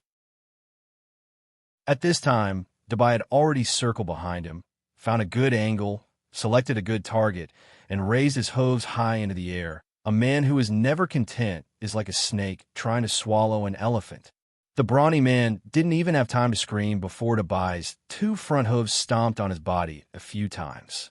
Dabai's steps were very graceful, but his footsteps were extremely painful. Although it was not a heavy horse like the heavy cavalry, its weight and the scales on its body were quite impressive. With every step, everyone could hear the sound of bones being crushed. Soon, the muscular emissary's lower body was covered in blood, and he stopped breathing in the blink of an eye. Drag it away and burn it. This person smeared some unknown powder on his body, which triggered White's ferocious nature. Sigh, it's a pity that he died. Wei Si and the others were speechless. Who would believe such a lame reason? White's ferocious nature. Ha! It's fine if my lord is unwilling, but why did you let White trample him to death? Their lord had killed someone. What else could they do? At most, they would teach her a lesson after the incident and help her destroy the evidence. Anyway, they were in the wilderness. They could just refuse to admit that the Gaiwa tribe had sent an emissary. As for how the emissary died, they wouldn't know even if they asked. I'm just angry that the Gaiwa tribe treats me like a fool, but they don't know that they're the biggest fool, Jiang Pengji said calmly. They wanted to trick me into handing over 2 million strings of silver and 20,000 cows and sheep. They wanted to extort a sum of money and then break the contract. Even if they didn't break the contract, they would only give up Qinyin County. They didn't guarantee that they wouldn't take the opportunity to cut off our supply after we passed Qinyin County. We're deep in the hinterland of Tsang Prefecture, and our supply line has been cut off. Aren't we going to die? How dare they use such a dishonorable method in front of me? Who gave them the courage to show off in front of me? Although the people of ancient times valued credibility depended on who they were dealing with. The Gaiwa people obviously wanted to cheat Jiang Pengji out of her money and lower her guard. Then, they would beat her up. How greedy! How dare they show off such petty tricks in front of her? When Jiang Pengji was still a genetic warrior, she often received missions as a spy.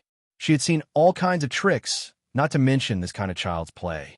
She frowned and said, Remember to dispose of the corpses. We don't want to have a bad reputation.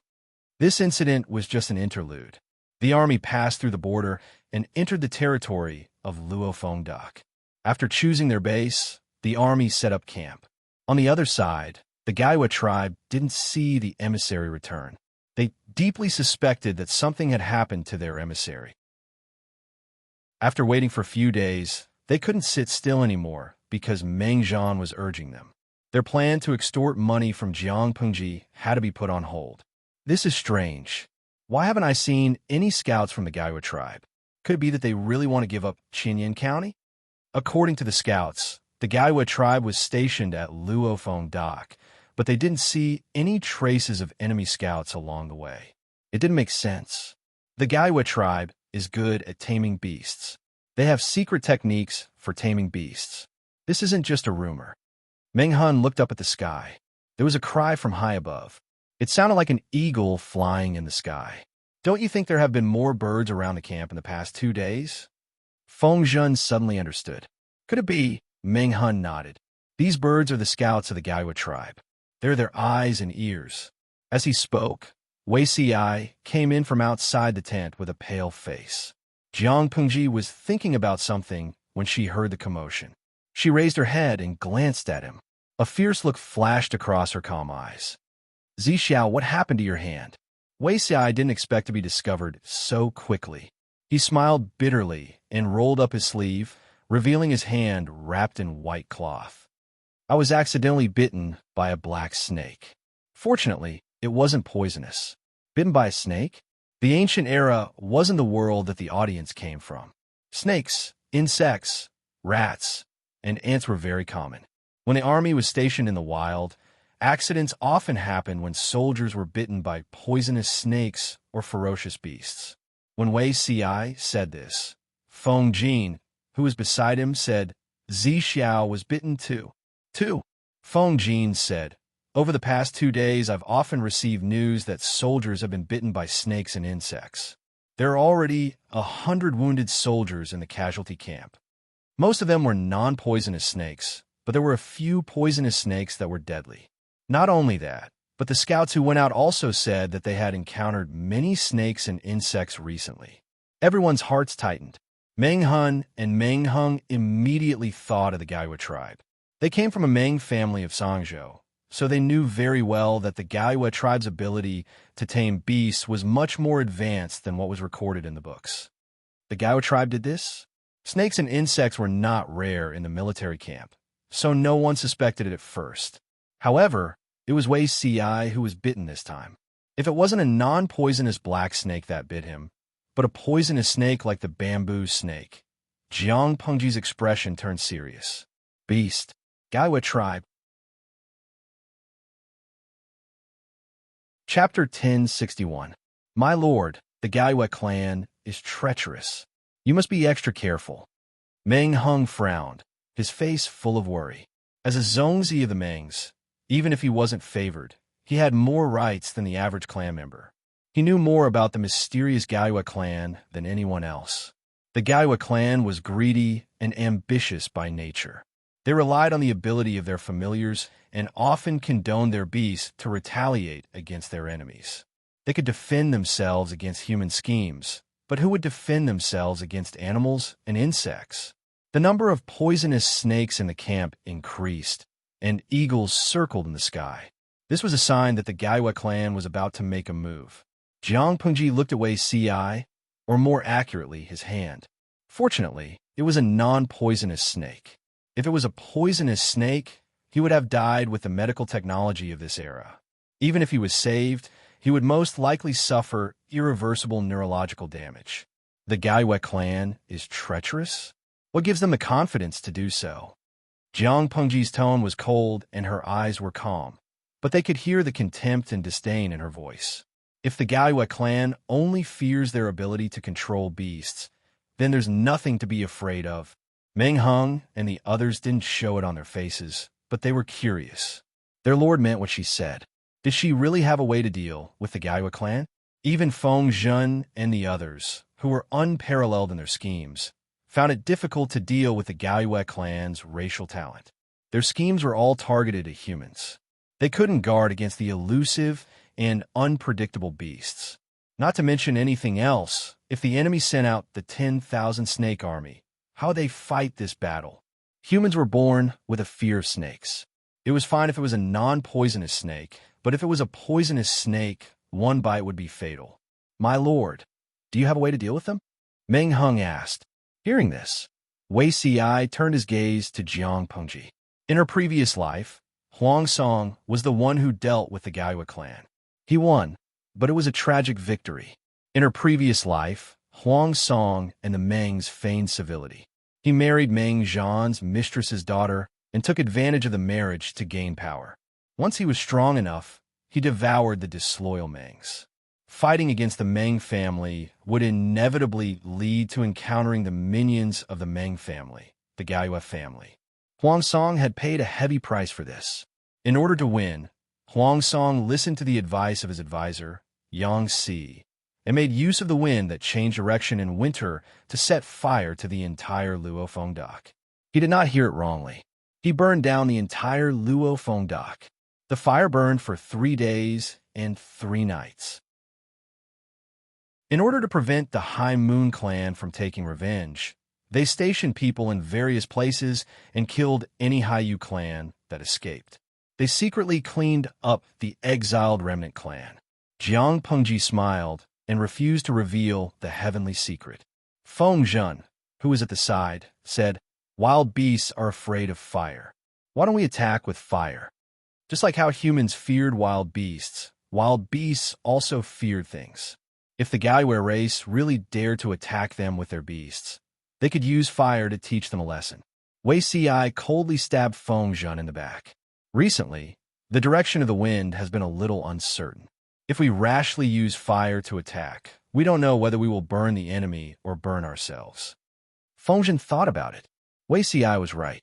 He could only silently suppress this idea. Jiang Pengji kept them in suspense. No one could dig out any useful information from her. They could only suppress their curiosity like a cat scratching its paw. Zixiao, stay behind. The meeting ended, and Wei Xiai was called again. Feng Jin looked straight ahead, and Feng Zhen patted his shoulder lightly. Only Meng Hung did not react.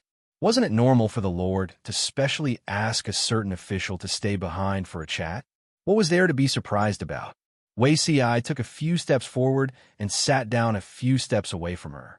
Although it was not the first time he was called, Wei Xiai was still not used to it. Does the wound on your hand still hurt? Once bitten, twice shy. This trauma would probably follow Wei Xiai for a long time. Wei Xiai shook his head. It hurt a little at first, but it was much better after applying medicine. The wound was just a little itchy. Does my lord really have a way to deal with the Haiyu race? Wei Xiai thought about it and said, the Haiyu race can control beasts. My lord, you must not let your guard down. Not only can they control bears, tigers, wolves, and leopards, but they can also order snakes, insects, rats, and ants. If they let the snakes, insects, rats, and ants carry the plague victims' belongings and contaminate the water in the barracks, I'm afraid we will be passive. We must not give the Haiyu race a chance to counterattack. Wei Xiai was not a kind person, or rather, none of the strategists who could leave their names in this era were kind-hearted. In his previous life, Yang Si could send the Haiyu race to hell with a huge fire. In this life, Wei Xiai dared to do the same, even more ruthlessly and neatly.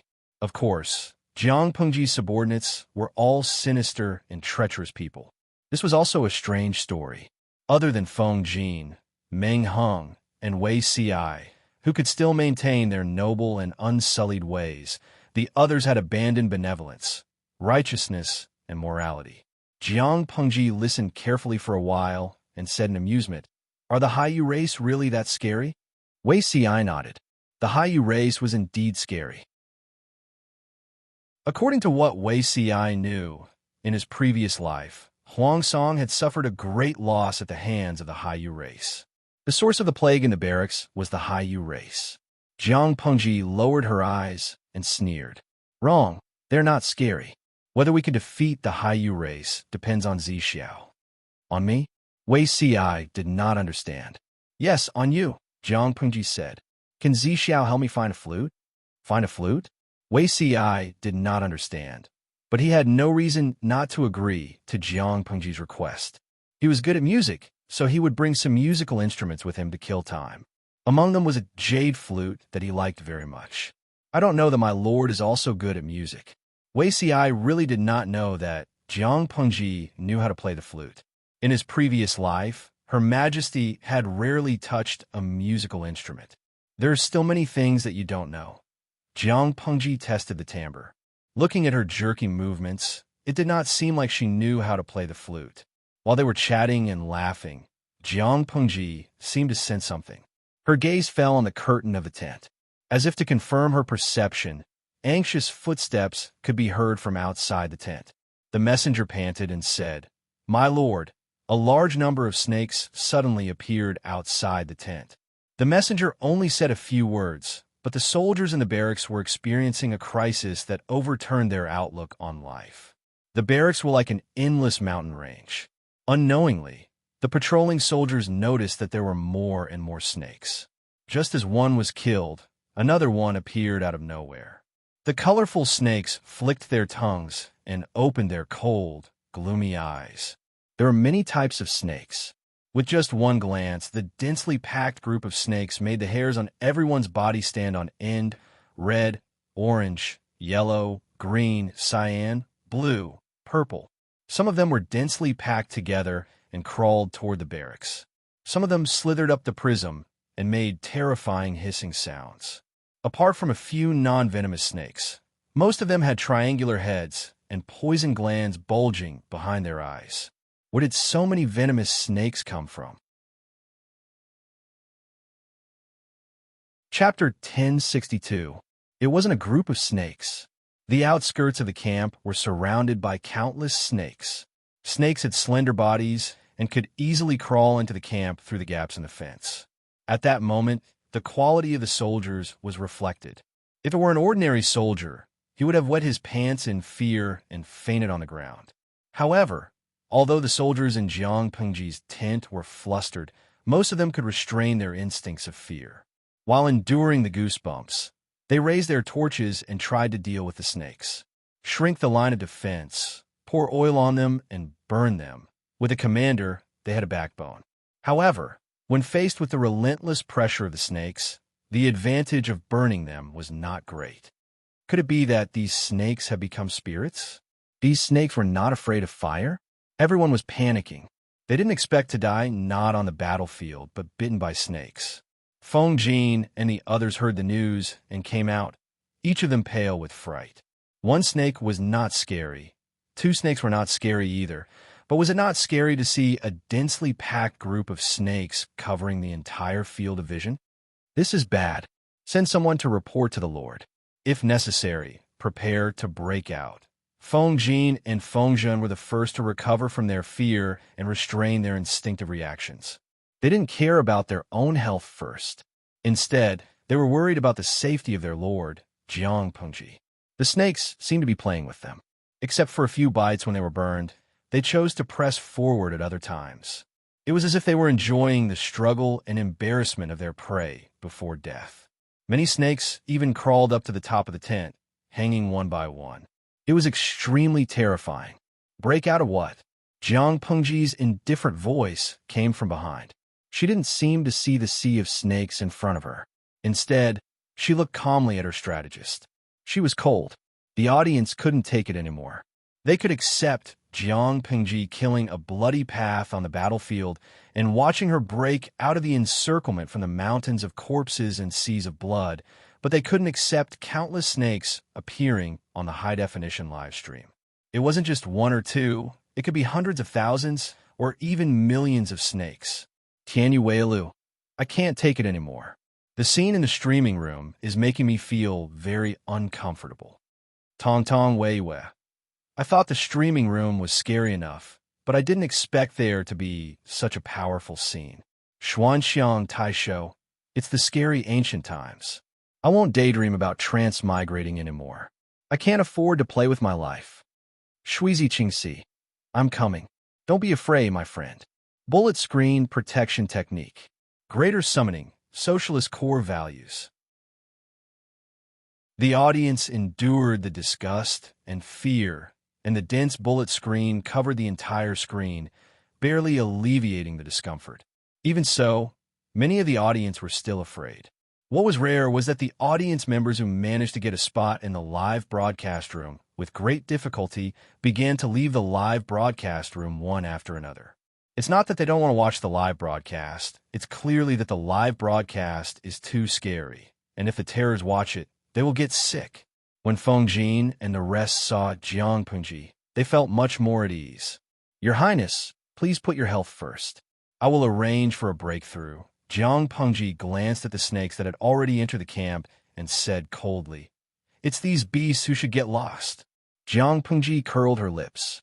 The Gaiwei clan is quite courageous to dare to show off in front of our ancestor. Feng Jin and the others were still confused. All of you step back. Let's see how your master is going to force back 1,000,000 snakes by herself. Jiang Pengji couldn't help but show off. Before Feng Jin and the others could react, she placed the jade flute on her lips. Everyone, when the first note was played, Feng Jin, Wei Ci, and Meng Heng, who were good at music, furrowed their brows. The sound of the flute was ear-piercing and sharp, rushing straight into the eardrums. It did not have the slightest timbre that a jade flute should have. Jiang Pengji acted as if she did not hear it. She stood rooted to the ground like a pine tree. Her long hair was as black as ink, and her eyebrows were picturesque. When her eyes were slightly closed, her long and curled eyelashes were like thick little fans, fluttering. Her two wide sleeves slid down to her elbows, like clouds piling up, revealing two snow-white wrists. Jiang Pengji was still engrossed in it.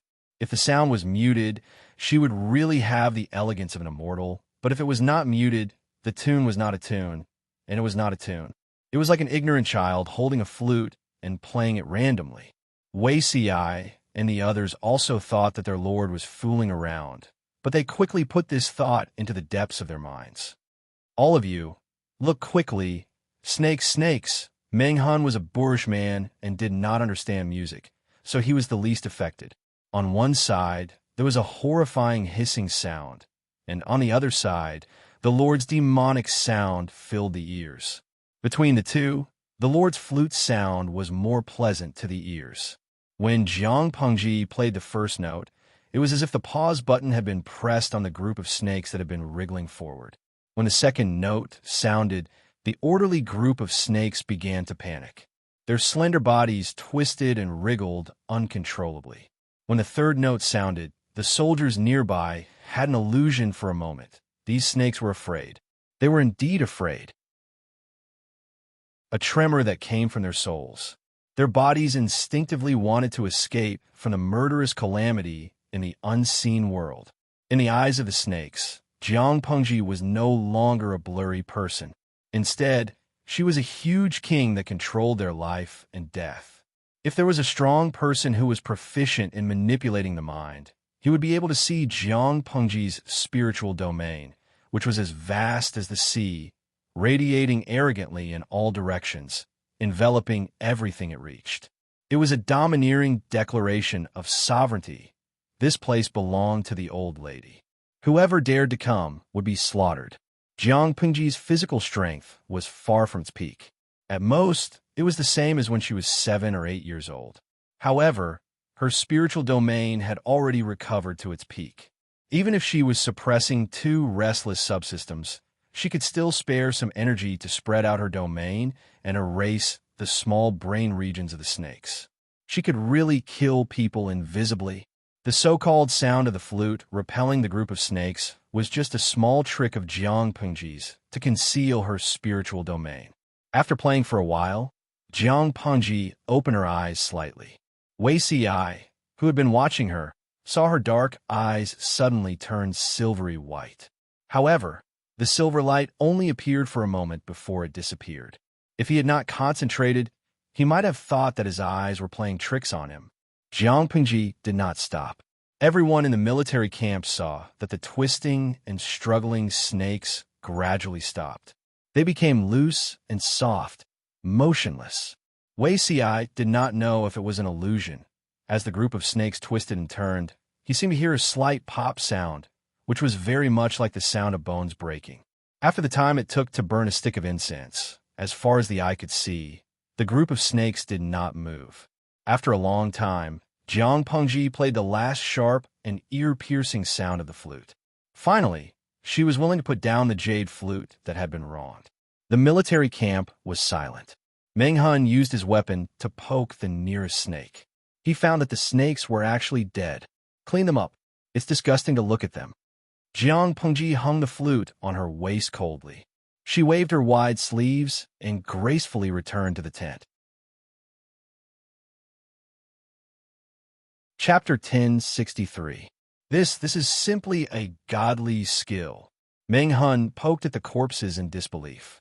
Every snake was limp. He sent a few brave soldiers to cut open the bodies of the snakes. They were shocked to find that the internal organs and bones of the snakes, which looked fine on the outside, had been violently crushed into pieces. Their brains had even turned into mush. Meng Hun felt that it was a pity when he cut open a few snakes in a row. I was hoping to stew a pot of snake soup to calm my nerves. He never expected the corpses of the snakes to turn into such a ghastly state. The poison glands behind their eyes had been crushed. The snake meat was inedible. He felt that it was a pity, but his eyes were filled with fanatical admiration for his lord. She had killed millions of snakes with her own strength. She had accomplished such a magnificent feat with ease. Meng Hun would be the first to refuse to accept that his lord was not a wise ruler. When the troops dealt with the corpses of the snakes, not only did they have to burn the corpses outside the camp, but they also had to deal with the corpses that had crawled into the camp. The weather was still cool, but it would warm up after a while. If they did not burn the corpses quickly and allowed them to rot and grow maggots, they did not know what kind of plague or illness they would bring to the troops. Because of Jiang Pengji's influence and regulations, the troops from top to bottom had reached a consensus. The dirty and rotten corpses carried the smell of plague and illness. If they were not dealt with properly, the illness would spread to the people. The group of snakes was too lethal. Even the Gaiwe people who controlled thousands of snakes did not dare to follow them. Therefore, when the snake riders of the Gaiwe people saw the fire rising in Jiang Pengji's camp from afar, they all smiled in relief. In the eyes of the snake riders, Jiang Pengji's choice of using fire to defend against the snakes was simply courting death. If the fire was too small, it would not be a deterrent to the snakes. If the fire was too big, it would endanger the snake riders. Most of the snakes were poisonous, and their toxicity varied. Some of the poisons could take a person's life in the time it took to drink a cup of tea, while others would cause a person to die slowly in pain. It was almost an unsolvable situation. The snake riders were arrogant and confident. Only Wei Si knew that they had the capital to do so. In his previous life, Huangsong had fought against the Gaiwe people. He had been surrounded by danger many times. The snakes had besieged him, causing him to suffer heavy losses. The snakes, insects, rats, and ants had polluted the water source of the army, which made things worse. However, when the arrogant and confident Gaiwe people met Jiang Pengji, this was not kicking an iron plate, but a titanium alloy plate. The soldiers outside the tent were busy dealing with the snake's corpse. The people inside the tent had different thoughts. They looked at Jiang Pengji with fresh eyes, as if they were meeting her for the first time. Jiang Pengji didn't speak, and the crowd didn't know what to say, until a short, shrill sound from a flute broke the balance. Jiang Pengji glared daggers at Feng Zhen. The other party put down a bamboo flute in embarrassment. "What are you doing?" Music was supposed to be an intoxicating experience, but Feng Zhen's flute music was so awful that it rendered people speechless. Faced with the accusation, Feng Zhen said, "Just now I saw that you used sound to control the beast. I really thought that the song you played was the key, so I gave it a try." Feng Zhen was not as accomplished as Wei Si, Feng Jin, and the others in terms of elegant instruments, but to him, the flute was a piece of cake. When he heard Jiang Pengji kill the snakes with her flute, her posture of acting like the wind made his heart itch. He had a good memory. He had memorized Jiang Pengji's entire song. Jiang Pengji was speechless. Was her flute music that awful? Stop playing. The flute music is only an aid. There's more to it than meets the eye. Jiang Pengji mercilessly dispelled Feng Zhen's thoughts.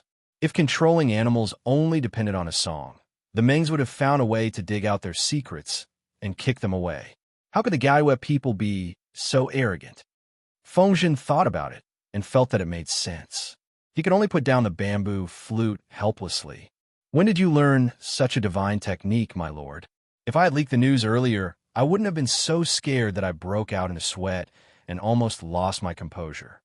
Although his mental fortitude was strong enough, he could only watch helplessly as tens of thousands of densely packed snakes swarmed toward him. Feng Zhen's legs almost gave way. If he had known that his lord had the ability to control beasts, Feng Zhen wouldn't have had to endure such psychological torture. Jiang Pengji revealed a cold expression that said, "I don't want to answer." It wasn't that she didn't want to answer, but she didn't know how to answer. Even if she was willing to explain, others wouldn't understand. Wei Si said, "A while ago, I heard my lord chatting. She said that she dreamt of the celestial mountains and seas. She heard the whispers of immortals, as if she was receiving teachings. When she woke up, she didn't remember what happened. She only remembered the ethereal sounds. I thought that maybe my lord learned the art of controlling beasts at that time, and it happened to counter the Gaiwei people's conspiracy. It seems that our army's great victory was destined. In ancient times, people believed in the divine right of kings, and the people firmly believed in it. If Jiang Pengji wore the halo of destiny above her head, it would often produce unexpected results." Wei Si lied through his teeth, and there was a hint of flattery in his words. Jiang Pengji was flattered. She looked at Wei Si with a complicated gaze. This person didn't care about his reputation in order to help her cover up her lies. He was quite silly. Jiang Pengji said, "When I saw the snakes today, I suddenly had the urge to make them surrender and retreat. I accidentally used too much force, but I didn't leave any alive. I don't know where this ability came from." After Zixiao's reminder, it might be because of that dream. It wasn't a big deal, so Jiang Pengji changed the topic with a few words. Wei Si and the others were easy to fool, but the audience in the streaming room weren't ignorant people from ancient times. Xinyuan Mingjing. "Streamer, how can you live with your conscience by fooling a group of loyal cuties like this?" Buhui Shiji. "I'm begging for the ability to control beasts. I don't ask to be as handsome as you. I just want to learn the essence of learning." Miao Xiaoyao. I'm very curious. How did the streamer kill those snakes?" Jiang Pengji hadn't spoken in the streaming room for a long time, but it didn't mean that she didn't pay attention to the bullet screen. Streamer V. "They committed suicide by biting their tongues." Biting their tongues to commit suicide? The audience was almost in a mess. Who would believe such a perfunctory answer? Ishio Shiniangxiang. "Streamer, you're bullying us again because we don't study enough." No matter how the audience threatened and tempted her, Jiang Pengji remained unmoved. The corpses of the snakes burned fiercely. The Gaiwei people were worried and sent out scouts to investigate. The news they received made them tremble with fear. The enemy, who they thought had been swallowed alive by the snakes, was actually unharmed. How is this possible? The Gaiwei people were in a panic. The snake formation that had always been successful was no longer working. "Don't be afraid. If Lu Shi dares to challenge us tomorrow, we'll send out our army of beasts. Let's see if he can hide from us." The Gaiwei people could control hundreds of beasts. Their army of beasts had extraordinary combat power. If not, Mengzhan wouldn't have tolerated them for so many years. It wasn't advisable to fight behind enemy lines for too long. There was still a way to deal with them by sending out the snakes. If they polluted the drinking water for the army camp, there would be no solution. The next day, Jiang Pengji sent someone to challenge them. Chapter 1064. Flags fluttered in the wind, bugles sounded, and the air was filled with the smell of burning. The audience held their breaths, anticipating the appearance of the Gaiwei tribe's army of beasts. After a while, dust rose from the horizon in the distance. The sound of running and the roars of beasts traveled into the audience's ears. Mo Lingyin, South China Tiger. That's the South China Tiger, right? Am I blind? Gigi Ruo Mo. Damn. Are we in an animal live stream room? The live stream room's camera faithfully recorded everything. Countless large beasts appeared, and the audience also saw a few large creatures following behind them. When they looked closely, they realized that they were elephants with long tusks. The elephants had canopies on their backs, and there were people sitting inside. The Gaiwa tribe didn't ride horses. They rode on the beasts they tamed, and they looked majestic. The beasts were arrogant. Even though they were far away, Jiang Pengji's war horses felt threatened. White was restless under her, and its hooves kept scraping the ground. After a while, it dug a small hole and snorted. It kept snorting, its black eyes flashing with fighting spirit. Meng Hun and the others were shocked when their war horses were startled. They hurriedly pulled on the reins to calm them down. War horses with good bloodlines had bad tempers, but those with poor qualities were more embarrassing. Faced with the beast army's imposing manner, many war horses showed signs of restlessness, weakness in their legs, fear, and incontinence. Fortunately, the soldiers reacted quickly, and the army's formation didn't become a mess. As the two sides got closer, the audience could clearly see the Gaiwa tribe and their beast army. Almost all of them were large carnivorous beasts. Many of them were rare animals that had long gone extinct. Yanran, brothers, the Gao Meng in front of us, Zhuotin Yangboen. Damn, I was scared to death. Look at what's that? Cat Demon June. Damn. The battlefield was filled with dust. The true faces of the beasts were revealed one by one. The bullet screen in a live stream room was filled with exclamation marks. They were tired of seeing wolves, tigers, and leopards. A few elephants couldn't pique their interest. However, when thousands of black and white warriors came out from behind, their adrenaline shot up. Their beating hearts almost couldn't take the enthusiasm. Fatty, although it was wearing a simple rattan armor to protect its vital parts, most of its fur was still exposed. How could the audience not recognize their national treasure? A small portion of the fatties carried Gao Yu clansmen clad in rattan armor on their backs, while the others obeyed their orders and formed a formation with the beast tamers. Black and white body color, round cheeks, big dark circles, a chubby body, and the iconic inwardly figure-8 catwalk. Who else could it be if it wasn't Fatty to who they had been thinking about day and night? The atmosphere on the battlefield was stagnant, and the live stream room was on fire. Dust like smoke, come pinch me. I'm not dreaming, right? Zhingshuan. They're all pandas, live pandas. There are at least 1,000 of them. The black and white panda looked charmingly naive, and the image of a panda hugging a bamboo and chewing on it immediately appeared in their minds. Mingwei Ryuan, I'm so jealous of the streamer. I can't even afford the ticket to the panda zoo. When the panda core appeared, the passion of the audience was ignited instantly. The atmosphere in the live broadcast room was at its peak. Jiang Pengji did not understand. She frowned and looked at the black and white bear. Is that an iron eater? Jiang Pengji identified it for a while. The creatures whose eyes had been punched looked a little cute, but it shouldn't be enough to cause an uproar in the live stream room, right? Meng Hung said, exactly. They're very ferocious. Their claws are strong, and they can bite holes in human bones. Shou Shi Tigong. The people of the Gaiwa clan are too ferocious. The pandas are so cute. How can they be on the battlefield? How can they kill the enemy? How can they kill people with their cuteness? Don't they know how precious national treasures are? If one of them dies, how will the Gaiwa clan compensate them? The audience was filled with righteous indignation.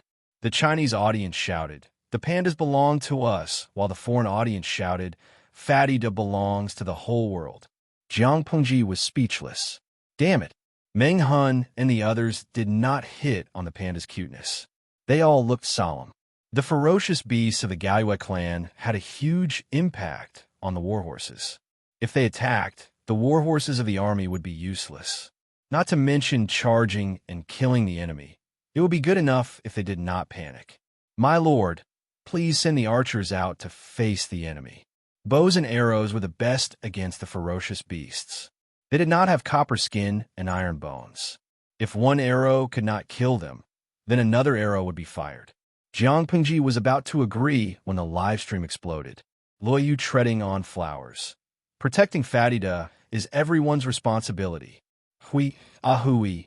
Streamer, leave Fatida onto the knife. Tumi, streamer, Fatida is so cute. Can you really bear to kill it? Fatida's fan club. Streamer, you have to know that Fatida is a living fossil that has been around for 8 million years. Killing one will put you in jail. Can you really bear to hurt such a cute creature? Look at their enchanting eyes. Can you really bear to touch her body? Beitang Xianchao, streamer, if you hurt Fatida, I will hang myself on your bed with a noodle. The viewers on the red and blue bullet screen often criticized each other, but in order to protect the pandas, they were united against outsiders. They racked their brains to convince Jiang Pengji. As an all-star animal, Fatida's popularity was unimaginable. Jiang Pengji was expressionless. Her gaze fell on the black and white creatures wearing rattan armor. Very cute? The viewers saw their cuteness, but Jiang Pengji realized that most of the pandas were aggressive and wild. She shook her head secretly. She couldn't understand why the world in the streaming room would like such ferocious beasts. Jiang Pengji took out the jade flute from her waist. Wei Xiai, who had been paying attention to her, subconsciously urged his horse to go around her. Feng Jin also noticed her actions. My lord, what are you doing? Every man and horse under my command is a treasure. It would be a pity to lose them. Jiang Pengji pretended to place the jade flute by her mouth. The Gaiwa clan has trained countless ferocious beasts. If they charge into our army, there will definitely be a lot of casualties. I can't bear to see that. Yesterday, she fought against a group of snakes alone. Today, she fought against the entire enemy army alone. She was so powerful. The Gaiwa clan didn't see Jiang Pengji's actions. Even if they did, they wouldn't care. The two armies faced each other without any unnecessary words. After setting up their battle formation, the Gaiwa clan asked the snake riders to use the snake formation as the vanguard to disrupt the formation of Jiang Pengji's main force. Once the formation was disrupted, the Gaiwa clan could command the ferocious beasts to attack. If she didn't do this, Jiang Pengji's archers wouldn't be just for show. Without torches, they wanted to see how the enemy would die. Most of the snakes that the Gaiwa clan had reared had been killed. The snakes that were sent out today were their last stock. Looking at the countless venomous snakes slithering over, Jiang Pengji played the jade flute without hesitation. The sound of the flute was sharp, ear-piercing, and demonic. Wei Xiai and the others found it unpleasant, but the beasts on the Gaiwa clan side didn't feel the same way. To deal with the group of snakes yesterday, Jiang Pengji used violent means to erase their brains. Facing the group of beasts today, her means were much gentler. What's wrong? The originally obedient group of beasts became restless. They moved restlessly and jumped, as if they wanted to overturn their masters on their backs. The Gaiwa clan members riding on the backs of the ferocious beasts were dumbfounded. Chapter 1065. What's going on? Hurry up and calm them down. The Gaiwa tribe had mastered powerful beast-taming techniques. The dire beasts were as obedient as kittens in front of them, and they rarely lost control. The beast masters obeyed their orders and tried to calm the agitated dire beasts down, but it was the opposite of what they wanted. Not only did it not work, but it also made the dire beasts even more agitated, and their eyes shone with a blood-red light. Useless! All of you are useless! The Gaiwa tribe's leader, who was sitting on the elephant's back, grabbed the fence with both hands. His rough face was a little pale, and he didn't look as proud as before. He even scolded, "Hurry up and control them." The dire beasts were so agitated that their usual commands didn't work anymore. The beast masters could only use whips to intimidate them. However, after a few whips, the dire beasts were completely enraged. A tiger with a green and white forehead roared and pounced on the beastmaster, riding on the dire beast's back with its mouth wide open. The Beastmaster didn't expect to be pounced on by a docile pet. Before he fell to the ground, he had a look of disbelief on his face. Before he could struggle, the big tiger with a pale forehead had already opened its mouth and bit down on his neck. Its heavy breathing hit his skin, and its sharp teeth sank into his fragile flesh. With just a little bit of force, the Beastmaster heard the sound of his neck bones cracking before he lost consciousness. The smell of blood spread, completely triggering the dire beast's bloodthirst. As the Beastmaster was bitten to death by the tiger, the other dire beasts pounced on the other Beastmasters. The originally orderly army of beasts was now in chaos. Cries of pain came from the dire beasts' mouths. Before they could call for help, the usually docile dire beasts had already taken their lives. They bit, gnawed, or used their sharp claws to dismember the dire beasts' corpses. The viewers in the live stream watched with their mouths agape. The bullet comments on the screen didn't update for a long time. The silly and adorable giant pandas in their memories were now moving with strength that didn't match their clumsy bodies. The front paws that were usually used to hug bamboo had now become weapons for killing dire beasts. The seemingly gentle and harmless paws directly caved in the dire beast's head. The audience also knew that the giant panda's molars were very developed and could even be considered the strongest among carnivores. However, their impression of how strong it was still stuck at the stage where it was gnawing on bamboo. Now that he saw it with his own eyes, he could even chew a person's femur into pieces in 2 or 3 bites. On the battlefield, over 1,000 black and white balls surrounded the Gao-Yu race army from all directions. Their originally adorable round faces were now filled with terrifying ferocity. The audience watched in silence, while the Gao-Yu people, who were surrounded by the pandas and other ferocious beasts, were panicking. The great beasts were the trump card of the Hai-Yu race. Controlling the great beasts to kill their enemies was their specialty, but the Hai-Yu race themselves were not very powerful. They were too confident. They never thought that the beasts would break free from their control and help the enemy attack them. Don't come over. The ferocious beasts went berserk, and the Hai-Yu clan's beast familiars were scared out of their wits. The ferocious beast that they had once completely tamed had now become the most terrifying black and white impermanence. Because of the intense fear, his eyes were wide open, and his eyes were filled with tears and blood vessels. The beast familiars tried to use whips, knives, spears, swords, and halberds to fend off the beast familiars, but it was to no avail. Even if they managed to repel 1 or 2, there would still be countless hungry, ferocious beasts chasing after them, pouncing on them with their bloody mouths wide open.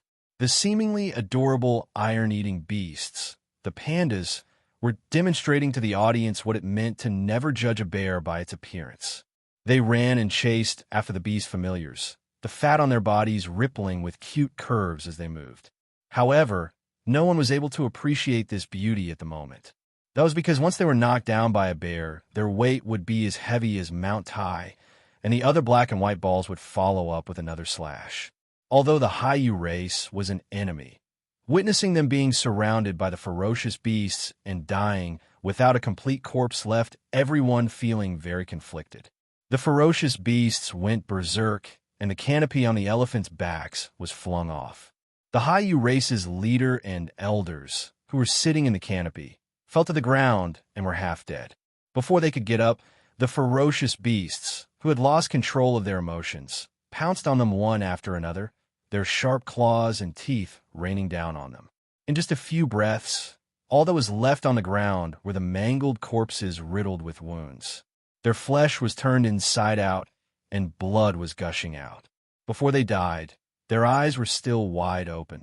As their breathing stopped, the strong desire to live in their eyes gradually extinguished. Only a horrifying fear remained on their faces.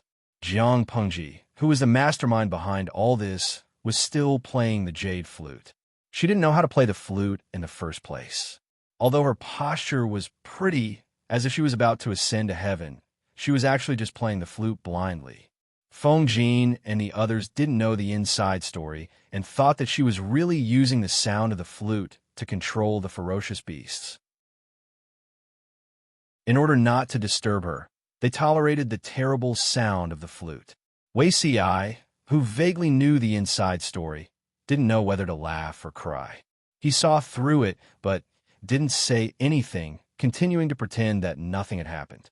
This battle, I'm afraid it's the easiest and most unforgettable battle I've ever fought in my life. Meng Hun muttered softly. Meng Hun murmured as he stared at the enemy without blinking, fearing that there would be an accident.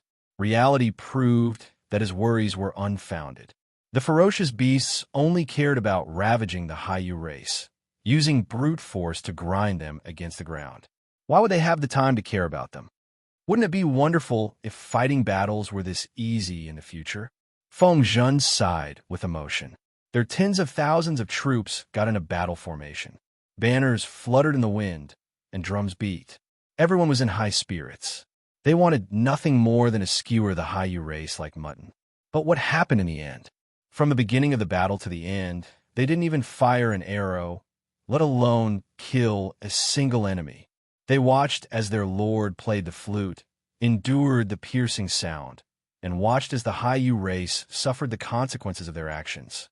No one would believe it if they told others. If fighting battles were this easy, Feng Zhen would be willing to listen to this flute sound for the rest of his life. As soon as Feng Zhen finished speaking, the shrill and noisy flute sound stopped abruptly. As the sound of the flute disappeared, Jiang Pengji's brows furrowed. Her cheeks, which had been rosy before, instantly turned pale.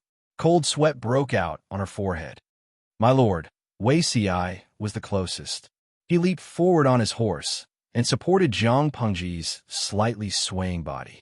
Her right hand gripped the jade flute tightly, and the fingers of her left hand pressed against her sweaty forehead. A fierce, murderous intent flashed across her pitch-black eyes. I'm fine. Jiang Pengji took a deep breath. Her tightly pursed lips curled into a faint smile. Her pale cheeks instantly became lively again. She said to Wei Si, I had too much fun just now. I almost forgot my limits. Don't worry, I'm in good condition. I'll be fine after a short rest. A hint of understanding flashed across Wei Si's eyes. The Haiyu race had to expend a lot of energy to control hundreds of beasts to defend against the enemy. His lord had done it all at once. She must have been burdened. There is a limit to one's strength. My lord, please put your health first. If the Lord takes care of everything, wouldn't it mean that we are incompetent? Feng Jin and the others had similar thoughts as Wei Si. Unbeknownst to them, Jiang Pengji had suddenly stopped not because she didn't have the strength to continue fighting, but because the subsystems had joined forces to attack and attempt to escape from the prison. Chapter 1066. Jiang Pengji's body was in trouble, so no one dared to let her continue taking risks. Anyway, the Gaiwa tribe and the beasts they tamed had killed each other. The Gaiwa tribe was almost completely wiped out, so there was nothing to fear. As for the latter, Meng Hun was about to order the army to be on guard against the beast's counterattack, but Jiang Pengji dispelled his worries. If you don't harm them, they won't harm a single soldier of our army. Meng Hun's eyes flashed with joy. If that was the case, the last bit of worry he had was gone. Just as Jiang Pengji had said, the beasts that had been bloodthirsty not long ago were now well-behaved. Some were lying on the ground, some were standing, some were yawning, and some were wagging their tails. They didn't seem threatening at all. Even so, the group didn't let down their guard, nor did they think that they were cute. After all, the remains of the Gaiwa tribe were still warm. With the Gaiwa tribe as an example, the group had a clearer understanding and fear of these ferocious beasts. What do you plan to do with them, my lord? Feng Zhen looked at the beasts, his eyes burning with passion. If they could use the Gaiwa tribe's army of beasts, it would be a great help.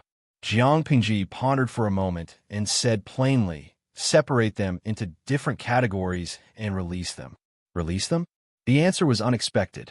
Not only were Feng Zhen and the others surprised, but the livestream viewers were also stunned.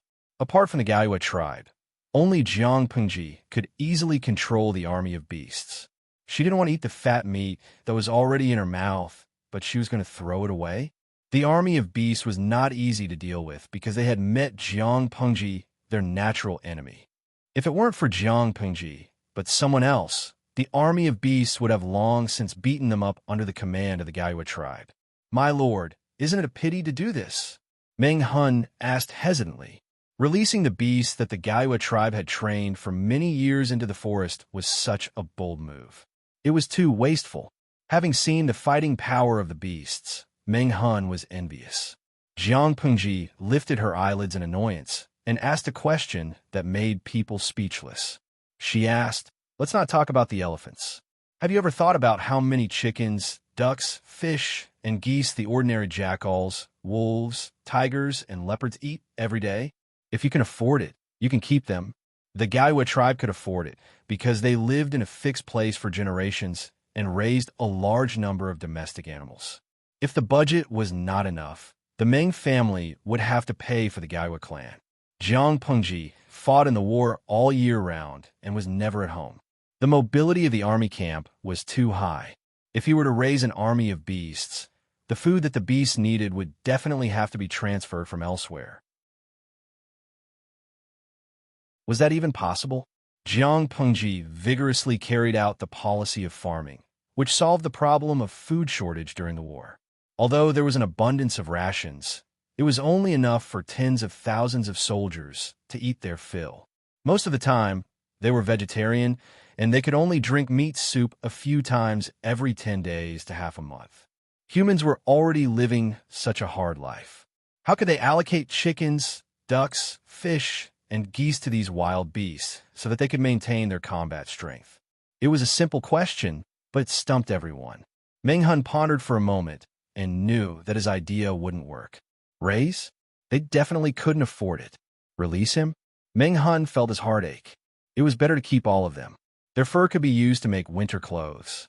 It was better than returning empty-handed. An intact beast fur was also a very precious treasure. "My lord, releasing the dragon into the sea and the tiger back in the mountains will definitely leave behind future troubles. It's hard to guarantee that no ordinary people will be hurt by them in the future." Jiang Pengji could tell what Meng Hun was thinking, but she didn't reprimand him. The people of ancient times didn't have the consciousness to protect animals, because in the eyes of the people, wild beasts were enemies who competed with them for living space. Almost everywhere, wild beasts had killed people. When ordinary people encountered ferocious beasts, they basically had no ability to resist. Releasing these wild beasts back into the mountains would indeed leave behind hidden dangers for the people. "I'll give them an order to avoid strangers and go to the remote mountains and forests to live." Jiang Pengji understood, but she didn't want to do that. They belonged to the mountains and forests. If the Gaiwa people hadn't captured and imprisoned them, they would have been free. Most of the beasts were caught locally, but some were smuggled over from faraway places. Jiang Pengji made the decision to release most of them into the deep mountains and forests. She gave them an order, while the rest were left in the Gaiwa people's territory to raise and find a suitable environment for them to live in. The elites of the Gaiwa people were all annihilated. The defense of Luofeng Dock was useless. How could they resist Jiang Pengji's ferocious army? The army advanced triumphantly at the fastest speed. Using Luofeng Dock as a foothold, they outflanked the other two districts in Xinyan County. She was like a hot knife through butter. The Gaiwa people, whom Meng Zhan had high hopes for, couldn't stop her. As the front line lost again and again, urgent secret reports were sent to Meng County. The war was getting worse. Meng County was in a state of panic. Meng Zhan couldn't sleep for a few nights. Useless, Meng Zhan didn't expect the Gaiwa people to be so weak. They weren't fighting a war. They were sending their lives to the enemy. Although Meng Zhan was only using the Gaiwa people, he didn't expect them to lose so badly. The Mengs have raised them for almost 300 years, but in the end, they're useless. Meng Zhan was so angry that the blue veins on his forehead were visible. He hit the table with his fist, which made a dull sound. After a while, he took a deep breath to calm himself down. He asked, "Is there any news from Zhanjiang Gate and Human Gate?" The subordinate replied, "It hasn't arrived yet, but judging from the time, it should be coming soon." Hearing this, Meng Zhan's face turned a little better, but he couldn't stop cursing Lu Shi and Jiang Pengji in his heart. The former lived a leisurely life as a retired man. The latter went back to the two subsystems to settle the score. That day, Jiang Pengji controlled the beasts of the Gaoyue people to kill each other. She didn't expect the two subsystems to take advantage of the situation. The mental brain was the strongest and weakest part of a human being. Jiang Pengji used her strong mental strength to imprison the two subsystems there for a few years. During that time, the two subsystems behaved themselves. If it wasn't for the two light cocoons in her mental brain, she would have forgotten about their existence. To control the beasts of the Gaoyue people, Jiang Pengji diverted some of her mental strength. This created an illusion for the two subsystems that her mental strength was weak. It was a good opportunity for them to break out of the prison. The two subsystems planned to use all their strength to do something. As long as they broke out of the mental cage, Jiang Pengji's brain would be severely damaged. When that happened, not only would they be able to get away with it, but they could also find another host to infect. They could also help the main system to severely injure Jiang Pengji. Without special methods, the recovery of mental injuries would be extremely slow. As long as the main system's mental strength was higher than Jiang Pengji's, the scales of victory would be in their favor. Unexpectedly, Jiang Pengji was more cunning than they thought.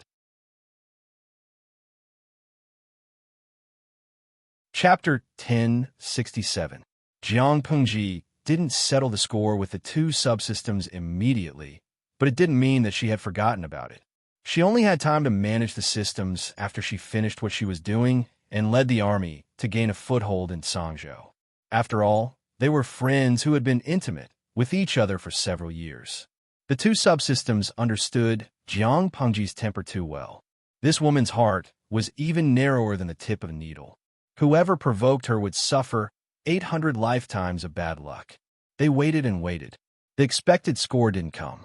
The subsystems then understood the suffering of the death row prisoners. When they heard Jiang Pengji's voice in their mental brain, they didn't feel nervous or afraid. Instead, they felt relieved as if they had been released from prison. At the same time, a thought popped up in their minds. It's finally here. Jiang Pengji closed the streaming room and instructed the servants not to disturb her. She had always been straightforward when talking to the subsystems. She was too lazy to beat around the bush. You should know why I'm looking for you, right? Jiang Pengji asked straightforwardly. I haven't forgotten how you two took the opportunity to escape during the battle against the Gaoyue clan. If my mental brain wasn't strong enough to resist your schemes, what would have happened? This kind of mental attack from the inside out can cause serious damage to the mental brain, or even dementia or vegetative state. The two subsystems fell silent. To them, Jiang Pengji was the warden who imprisoned them, and they were prisoners under her custody.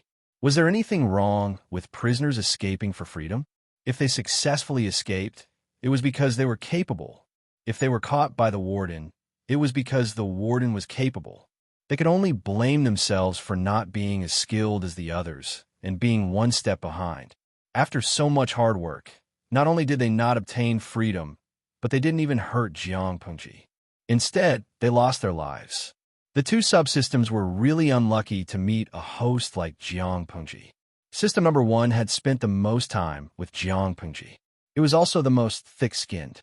It had the attitude of a dead pig that wasn't afraid of boiling water. The winner is king, and the loser is the bandit. Our plan failed because we're not as good as you. We admit defeat. System number 1 said in a dry electronic voice, Jiang Pengji, you've locked us up for so many years. If you wanted to kill us, you would have done so long ago. You've kept us alive until now. You must be up to no good. But I have to warn you, if you don't kill him now, you might not have the chance in the future. Jiang Pengji was stunned. She smiled and said, Why do you say so? Could it be that your main system has already discovered your situation and is planning to save you? If that's the case, I'm actually quite happy. The main body of the system is still hidden, which is a hidden danger to me. Hidden dangers were like ticking time bombs. Don't try to trick us. Even if we die, we won't say a word about the main body. System number 1 sneered and said, "Do you still remember the plane patrol merchant I mentioned to you when we attacked Fengyi County? He's here." Jiang Pengji's expression froze. Her eyes flickered as if she was trying to determine if system number 1 was telling the truth. "He came?" Jiang Pengji said, "But I remember you said that it would take at least 10 years for him to arrive here." System number 1 said coldly, "There are always surprises in everything. Plans can't keep up with changes. Logically speaking, it should take him another 10 years or so to find this plane. I don't know what went wrong, but the time of arrival has been brought forward. Jiang Pengji, you're dead meat." Jiang Pengji lowered her eyelids and did not say a word. System number 1 was still chattering away. "If you hadn't acted smart and chosen to cooperate with me back then, it would have been a win-win situation for us. How could our relationship have become like this today?" System number 1 seemed to have vented its anger and said to Jiang Pengji, "You don't belong to this world. You're a spiritual body that has entered this world illegally. You're an anomaly. To put it bluntly, you're a pathogen that brings disaster. The plane patrol merchant will not let you off." Speaking of this, system number 1 was also sneaky. "You're not afraid of being caught by the plane patrol merchant, but we don't want to be locked up. Naturally, we want to escape. If Jiang Pengji was not so stubborn and full of ideas, they could have cooperated to escape the pursuit of the plane patrol merchant. Now, I wanted to see how Jiang Pengji would die. I've told you before that the plane patrol merchant can't do anything to me. At most, they'll be locked up for a few years before being released. They don't deserve death. You're different. You're just a spiritual body. You're nothing more than an ant." System number 1 seemed to want to vent all the grievances it had suffered over the past few years. It kept saying, "I know you think that my method of deceiving the host is despicable, but didn't you say it yourself? It's fine as long as you're happy while you're alive.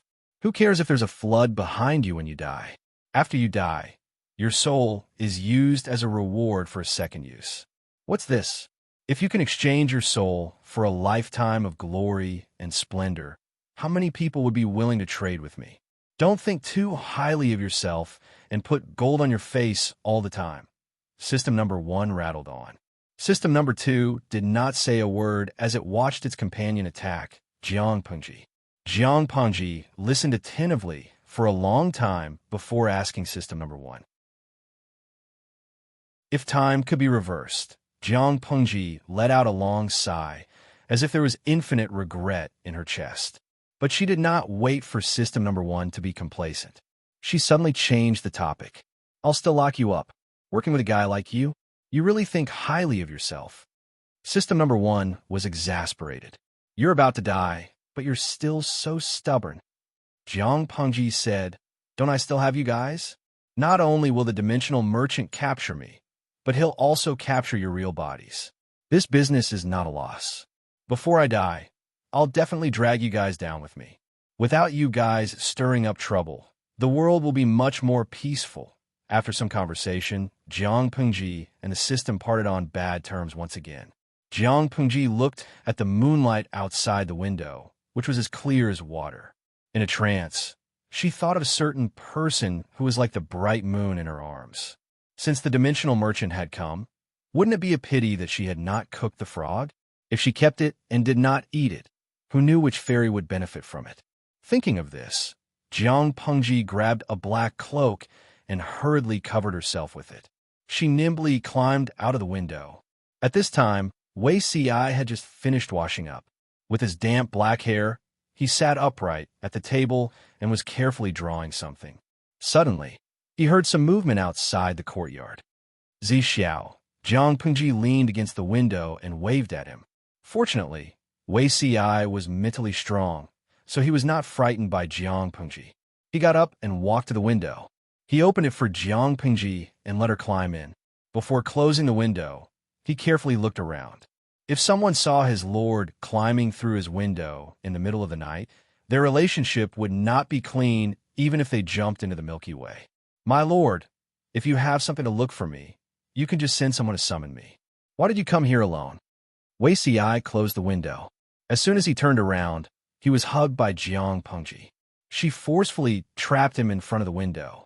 In the next second, He felt her warmth on his lips. What was going on? Wei Ci widened his eyes in shock.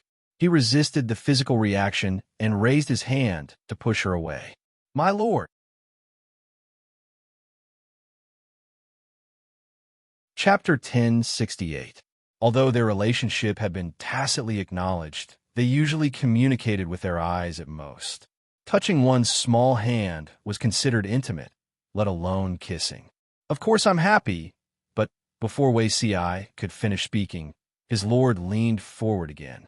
Wei Ci did not dare to struggle vigorously. The two of them fell to the ground from the window, which happened to be where the shadow was the heaviest. He could only see her silhouette with his eyes wide open, but he could not see her expression. He could only see the soft light reflected in her bright eyes. My lord? Wei Ci's breathing was slightly heavy, his hand were placed by his side. After a while, he put them on Jiang Pengji's waist. As he spoke, his lapel loosened, revealing a small part of his chest and delicate collarbone. Jiang Pengji nibbled twice and smacked her lips as if she was savoring the aftertaste. The taste is not bad. Why did I agree to the promise of waiting for 8 to 10 years? Jiang Pengji smiled delightedly. What Zisher always says makes sense. For the sake of having fun, one should do it in time. How can one wait? If there is fun, one should enjoy it. Why suffer? Wei Ci was stunned. He intuitively felt that Jiang Pengji's state was not right, but he did not know what was wrong. Zixiao, do you know that I probably don't have many days left to live? Jiang Pengji sighed. There was a smile in her words. So Wei Ci thought Jiang Pengji was joking. As soon as he heard the word death, his expression suddenly darkened. My lord is blessed and blessed. You will be the ruler of the world in the future. How can you curse yourself like this? Jiang Pengji chuckled. She said, I love listening to Zixiao speak. Wei Ci's expression did not improve. Instead, he asked her, My lord, do you also think that I am just a vile person who flatters and fawns over you? Of course not.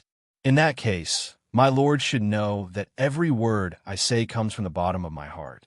You should not simply listen to it as good words. Wei Ci was a very serious person. Jiang Pengji really could not dissuade him in this aspect. My lord will definitely live to a ripe old age. In the future, you will have many children and grandchildren. Jiang Pengji blinked and said with a smile, In the future, you will have many children and grandchildren. Wei Ci was stunned for a moment. After a while, he understood the ambiguity of her words. He was so angry that his face turned red. If his lord continued to be so perverted, how could he face the word F in the future? Everyone has their own ups and downs. If I tell you for sure that I won't be able to live to 100 years old, and I'll die soon, Jiang Pengji said with a smile. Without waiting for her to finish, Wei Ci, who was trapped on the ground by her, suddenly moved. He turned around and pressed her under his body. The two of them were so close that their breaths were intertwined. Jiang Pengji did not have to look to know that Wei Ci was angry. It's impossible for you to suddenly die. Jiang Pengji responded with a smile and said perfunctorily, Yes, yes, yes. It's impossible for him to die suddenly. At most, he will die young. Wei Ci could not bear to listen to these words, especially when they were linked to Jiang Pengji, who would curse themselves for having a short lifespan all day long. If all the deities and Buddhas in the sky really heard it and shortened her lifespan, wouldn't Wei Ci go crazy? Zixiao, I don't want to either. Jiang Pengji sighed and raised her hand to caress his back. The two of them changed from lying on top to lying on their sides. They faced each other and said, I don't believe in fate, but sometimes I have no choice but to believe it. If not for the fact that I have no other choice, I don't want to abandon the foundation that I've just started, let go of my ambition, and cruelly leave. A stolen life is really too short. Wei Ci's expression changed. He clenched his slender fingers into a fist, his nails digging into his flesh. You're a smart person. Most likely you've already guessed that I'm not Lu Shi, Jiang Pengji said. My surname is Jiang, and my name is Pengji. I come from a very, very distant world. I stole this part of Lu Shi's life. Although it's not what I want, I can't do anything if others want to take it back. Wei Zixiao, you said that I've coveted you for so many years, and you're very clear about it. Why won't you allow me?" Wei Si listened to her in a daze, as if he was listening to a heavenly book. His lips moved, and he could not speak for a long time. A stolen life will definitely be taken back by the heavens. He came back to his senses. If that's the case, I may be able to accompany my lord for a while longer. Unfortunately, Wei Si was also a thief. Jiang Pengji knew the deeper meaning of his words. She smiled and leaned closer to him, kissing him on the lips. As expected, Zixiao is still the most considerate. No matter how many years had passed, Wei Si still could not adapt to Jiang Pengji's enthusiasm. He scrupulously abided by his identity and did not dare to overstep his boundaries and offend her in any situation. Even in such matters, he let her lead. Although Jiang Pengji did not have much actual combat experience, in the interstellar era, what could she not have? Her theoretical knowledge was very rich, and she was familiar with all kinds of difficult positions. Jiang Pengji saw that Wei Si had tacitly agreed. Her right hand moved from his chest to his waist. After feeling around for a while, she started to untie the knot. His clothes were half undone.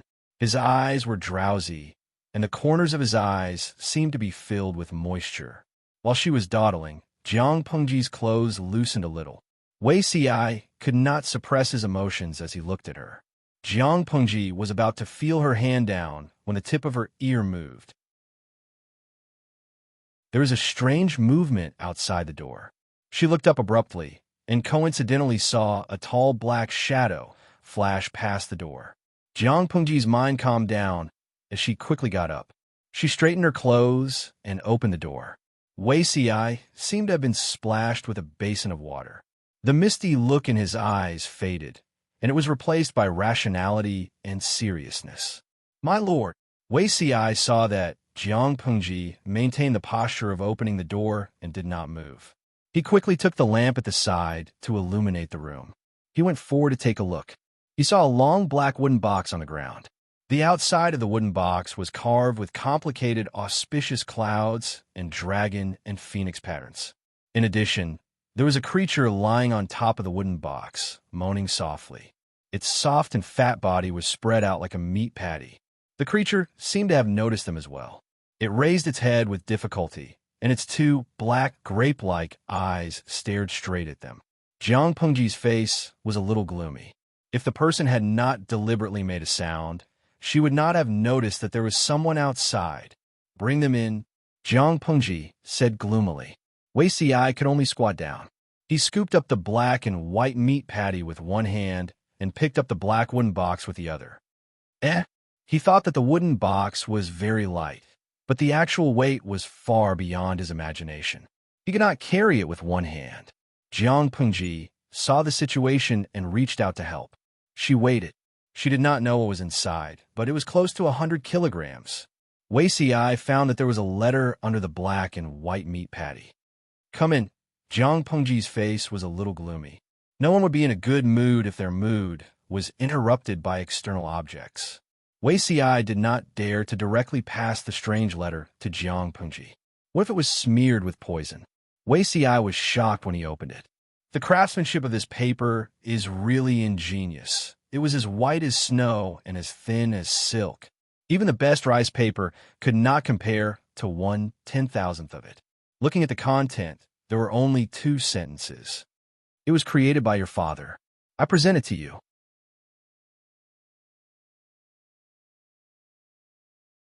Chapter 1069. "This is emulation paper." Jiang Pengji glanced at him, and a hint of coldness flashed in her eyes, but she remained calm on the surface. "What's emulation paper?" Wei Si held the piece of paper fondly. The texture of the paper made him sigh in his heart. Could such outstanding paper-making skills really be achieved by humans? "It's just an ordinary piece of paper." Jiang Pengji looked down and sneered. The smile on her face was full of mockery. "It's getting more and more interesting." Wei Si did not understand what she meant. What did she mean by getting more and more interesting? Jiang Pengji had no intention of explaining. She placed the black wooden box on the table, her gaze solemn. Just as he was about to raise his hand to open it, Wei Si hurriedly stopped him. "You can't, my lord. We don't know the origin of this item. If there's any sinister poison in it." He held the moaning black and white meatball in his right hand and stopped Jiang Pengji from courting death with his left hand. Jiang Pengji said, "Based on the skills of the person who came just now, if he really wanted to harm me, why would he need to play tricks inside?" Lu Shi's current body was too weak. If it was in the past, she would have the confidence to settle the score with the person who came. Wei Si could not dissuade Jiang Pengji, so he could only watch her anxiously. If there was an accident, he would pounce over. "I can't open it. There's a problem with the box's lock." Jiang Pengji tried and found that there was a lock on the box. The design of the lock was very strange. She couldn't find the keyhole. "This lock seems to be made with a special mechanism technique. My lord won't be able to open it like this." Wei Si took a closer look and very quickly discovered the mechanism inside. He took the initiative to volunteer. "My lord, why don't you let me try? Maybe I can open it." Jiang Pengji raised her eyebrows slightly and took the initiative to make space for Wei Si to open the lock. Wei Si placed the black and white meatball on his lap. The little thing whimpered twice, as if it was very unwilling. Jiang Pengji heard the noise and took a glance. She saw that the little guy was also looking at her. His sparkling eyes were like a pair of black grapes that were full of vigor. They were so clean that one's reflection could be seen in them. While Wei Si was focused on unlocking the door, she secretly reached out and took the meatball. The fur on the little guy's body hadn't grown for long. It was soft to the touch like cotton. Jiang Pengji couldn't help but caress it from the back of its white neck to its black shoulder strap, then to its plump and fleshy buttocks. She squeezed it with her fingers. The black and white meatball realized that it was in a different place and was being teased. It struggled to turn its head and stared blankly at Jiang Pengji. Wei Si's fingers were very nimble, and he exclaimed as he unlocked the lock. The person who created this lock must be an expert in the art of mechanisms. If one didn't have a strong understanding of mechanisms, this lock couldn't be opened at all. He really didn't know who made it. Wei Si tossed and turned for the time it took to burn a stick of incense. Jiang Pengji's expression gradually became impatient. These emotions were not directed at Wei Si. "You have the heart to give me something, but you set up a trap to make things difficult for me. I really don't know if you have good intentions or bad intentions." Jiang Pengji's tone was very unpleasant. Her furrowed brows left a few wrinkles between her eyebrows. "If Zi Xiao is in trouble, why don't you smash it open with a pendulum? That way, you won't have to waste your energy." Is the Lord getting impatient? Wei Si's laughter was mellow. If he couldn't open it, he would smash it open with an axe. Such violent actions had not changed at all. He said, "The item in the box must be extraordinary to be able to use such an exquisite mechanism lock. My lord, please be patient." He raised his hand to wipe the thin layer of sweat on his forehead. After a long while, he finally opened it. He pressed something with his finger. After a clear click, the lid of the wooden box automatically popped open, revealing its true appearance. This isn't. Wei Si saw the item in the long wooden box clearly. He was so shocked that he almost bit his tongue. Jiang Pengji raised her head when she heard him. She placed the black and white meatball on her lap and reached out to take out the item that lay quietly in the wooden box. It was a knife. The blade was narrow and straight, shiny like snow. It was covered with faint natural cloud patterns, giving off a rich and sharp aura for no reason. The handle of the knife was very long. The two ends were wide, and the middle was slightly narrow. Even if the user held the knife with both hands, it wouldn't feel cramped. The blade and the handle were 3 feet and 3 inches long. The length was slightly longer than an ordinary sword. "Do you recognize this knife?" Jiang Pengji was right about Wei Si's surprise. He had definitely seen it before and was very familiar with it. Wei Si calmed himself down and deliberated on how to speak. This knife used to be Her Majesty's knife. It accompanied her on her expeditions for more than 10 years. Countless people were killed by the knife. She even used it to kill many traitors and enemies. "Ever since I followed Her Majesty, this knife has never left her side." Later, on Changxing's 18th birthday, Her Majesty gave this knife to Changsheng as a token of the crown prince. This was the first time Wei Ci talked about Her Majesty so frankly, and it was in front of Jiang Pengji. Changsheng? Sure enough, Jiang Pengji seemed to have figured something out. A faint smile appeared on her face. No wonder you like Feng Jin's child so much. If I'm not wrong, Fusho is also our future child. But this name has already been set. It can't be used anymore. Wei Ci blushed with embarrassment. That was not the main point. You said that this knife has appeared before? Jiang Pengji did not follow up with another attack. Instead, she changed the topic. This made Wei Ci heave a sigh of relief. If she continued to ask, Wei Ci felt that he would not be able to keep his mouth shut. Yes, but Her Majesty has never talked about its origin. Outsiders think that it was seized from the enemy, but I don't think so. He did not expect to have the opportunity to witness the answer to the unsolved mystery of his previous life. The knife that followed Her Majesty was not a spoil of war, nor was it a divine object from heaven. It was merely a gift from a mysterious person. Of course not. The material of this knife is not something that can be made with the current smelting technology, Jiang Pengji said calmly. Because Wei Ci and she had a common secret, she was not afraid that Wei Ci could not accept it. She was even less afraid that her words would scare him. Do you know?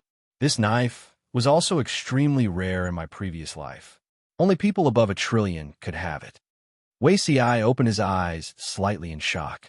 In both his previous and previous lives, this was the first time that he heard his lord take the initiative to talk about her past. My lord's previous life? It was a very beautiful but very cruel world.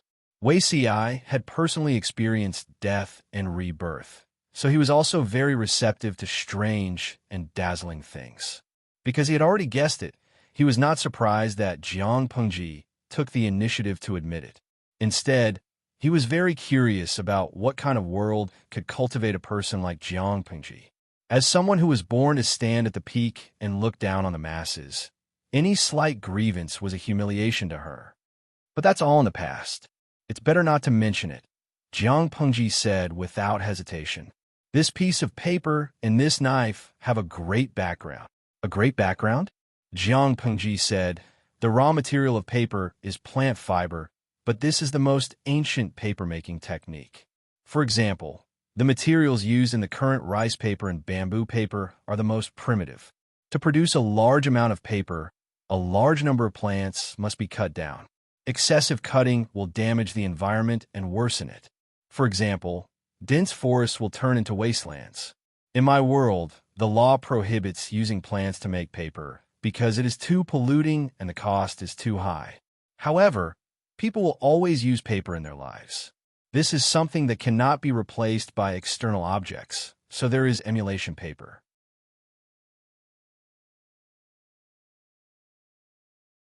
Chapter 1070. Wei Ci had a hard time listening, but he could understand a little. What about this sword? Jiang Pengji said, I've seen this sword a few times. It's the sword of a federal marshal. Marshal? Something like a commander-in-chief who controls military power? More than that, Jiang Pengji said. If I have to make an analogy, it's equivalent to the emperor, but its power is higher than the emperor's. There's only one federal marshal, and there are 10 corps commanders under him. Each corps is divided into 10 military regions, and each military region has about 1 million troops. The federal marshal has the highest power to mobilize troops. How much power do you think the federal marshal has? Only the marshal deserves to have a sword made of this material. Wei Ci was more and more shocked as he listened. 1 million troops? That was the military power of a military region. If it was the federal marshal, wouldn't he control 100 million troops? How many people was 100 million? Didn't the population of the 5 countries add up to 50 million?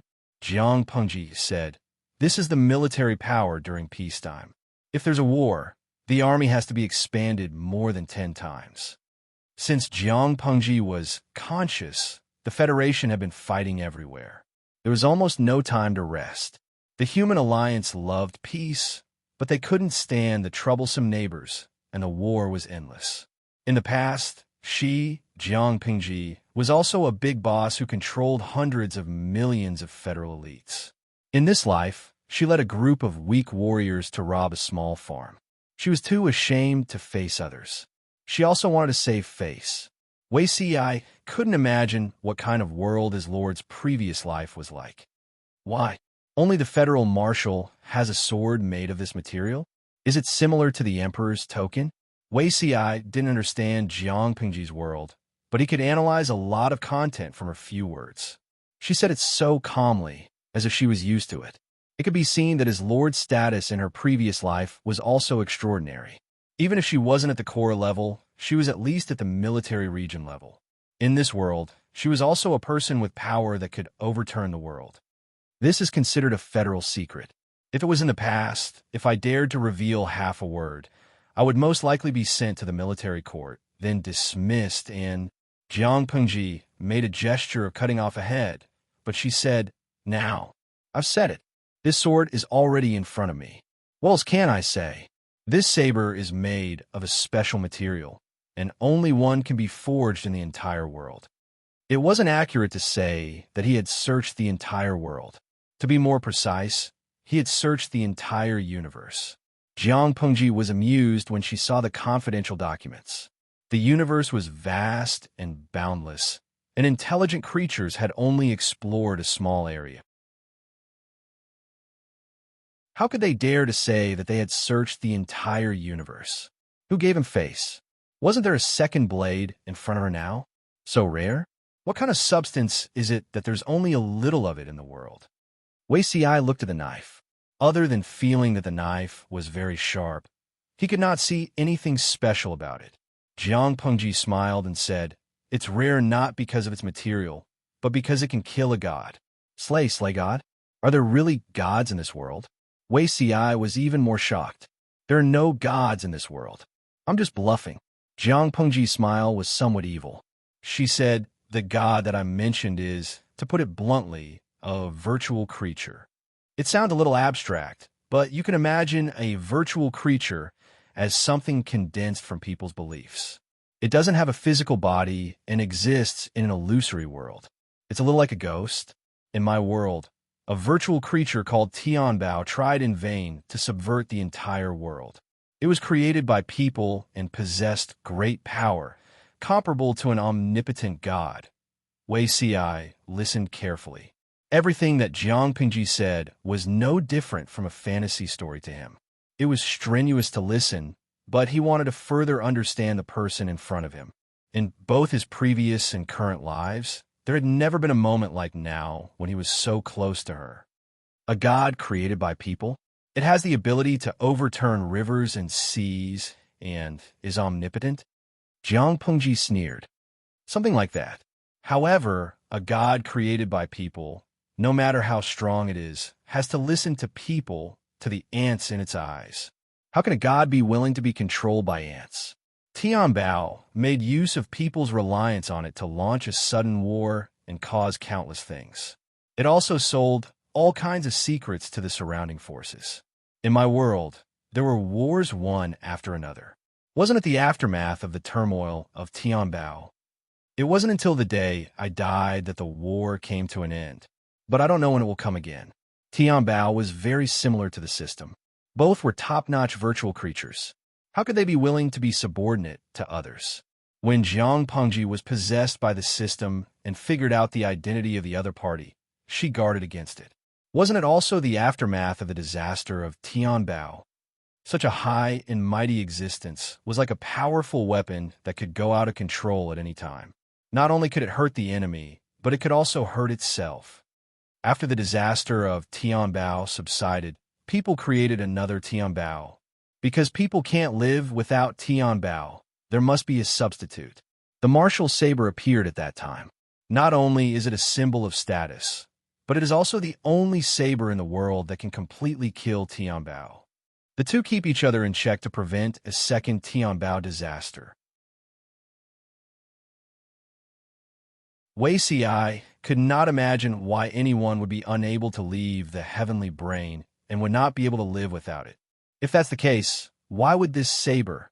Wei Ci didn't know how to ask. Fortunately, Jiang Pengji understood. It's not the same one. I've seen the saber in the marshal's hand. The style is different. Jiang Pengji raised her hand and put the long saber back into its scabbard. She could feel that in her brain, the two subsystems were trembling. She smiled in satisfaction. Regardless of the intention of the person who gave me the saber, since he gave it to me, how can I refuse? Although there's no God in this world, the blade is extremely hard. It's also excellent for killing enemies. Every time I go to war, my weapon is always bent to the point that even my mother can't recognize it. With this saber, I don't need to change it anymore. Jiang Pengji sighed with emotion. She felt very sour. She used the precious yin and yang jade pendant to flirt with Zi Xiao. She used a more powerful saber to chop people's heads. She had a huge fortune, but couldn't spend it. Her life was as lonely as snow. Wei Xi was also relieved. Although he heard Jiang Pengji explain the real use of the saber, Wei Xi wasn't from that world. He didn't have a deep understanding of it. As long as it was a good saber, the Lord could kill to her heart's content. That was the most important thing. As for the person who gave the gift, Wei Xi suddenly thought of something and asked. The person said that this saber was made by your father. Was this really made by the old man? Jiang Pengji said, do you think it's possible for my father to make this kind of saber? The biggest possibility should be my father from my previous life, although I don't know who he is. When I was 3 years old, I was found in the ruins of a battlefield and brought back to an orphanage. Then I was adopted by a couple. The couple treated me fairly well, but because of some special reasons, they sent me to the military school for children in the war zone. There I was treated as a genetic warrior similar to a man of sacrifice, and raised in secret. My childhood memories are too vague, but I'm sure that there aren't any memories of my birth parents.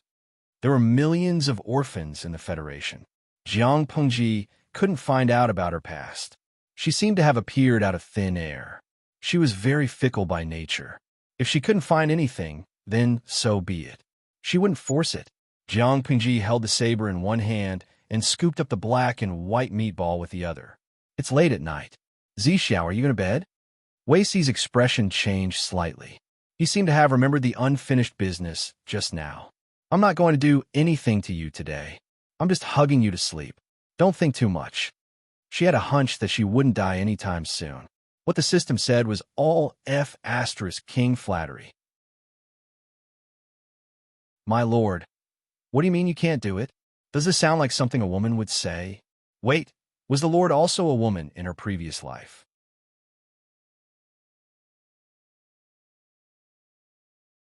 Chapter 1071.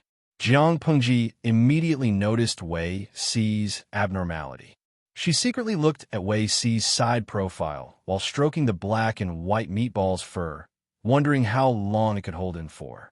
Facts had proven that Wei Xi was an enigma. Not only did he have a lot of thoughts, but he was also meticulous. If he was not exposed, he would be able to hold it in as if nothing had happened. Zi Xiao, sooner or later you will become a teenage mutant ninja turtle.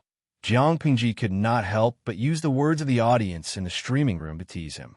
Wei Xi could have secrets with anyone, but there was no need to hide them from her, especially when the secrets were related to her.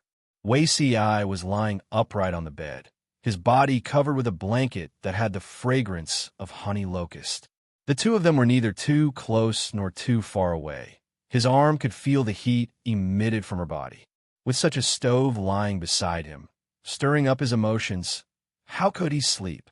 Hearing Jiang Pengji's voice, he came back to his senses immediately. He looked a little confused. Although he didn't know what the Teenage Mutant Ninja Turtles were, he had a feeling that it wasn't anything good. If you have any questions, just ask. You already know my biggest secret. So, do you think I'll be stingy with my other small secrets? Jiang Pengji smiled and pried his words out. Wei Xi held in for a while and asked her in a low voice, what does my lord think about Long Yang? The topic had changed too much. Even Jiang Pengji could not guess what Wei Xi was worried about.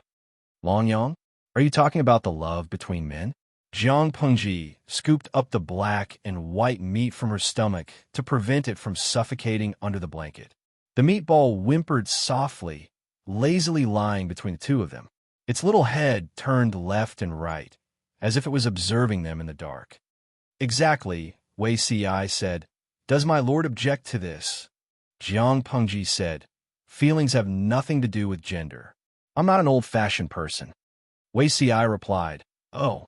His expression became more and more strange. Jiang Pengji had an ominous premonition. Because it was Wei Si, Jiang Pengji was unwilling to use other methods to beat around the bush, so she simply played a straight ball. She smiled and said, "I'm using my status as the Lord to order you to say whatever you have to say. Don't hide anything." Wei Si's lips moved and his eyes met hers. After a while, he said hesitantly, "My lord has the looks of a dragon and a phoenix, a rare talent in the world. Such a carefree and unrestrained temperament is extremely rare even among men, let alone women. In my lord's previous life," he could not continue. Jiang Pengji understood. "You mean, you suspect that I was a man in my previous life? That's why you asked me what I think about Lanyang?" Wei Si's expression darkened, and he nodded. Zixiao, why are you so cute?" Jiang Pengji walked past the black and white meatball and smiled as she pressed Wei Si back onto the bed. Half of her body was pressed against his. "If I were really a man, what would you do?" Wei Si said, "If that's the case, I can understand why His Majesty in the previous life was so resistant to fertility. As a man, he turned into a woman. Not only was he subservient, he also wanted to have children like a woman. Strangely, not only did Wei Si not find it unacceptable, but he felt wronged for Jiang Pengji." Jiang Pengji laughed heartily, but she was afraid that her voice would be too loud and attract the night watchman, so she simply snuggled in Wei Si's arms, her shoulders trembling.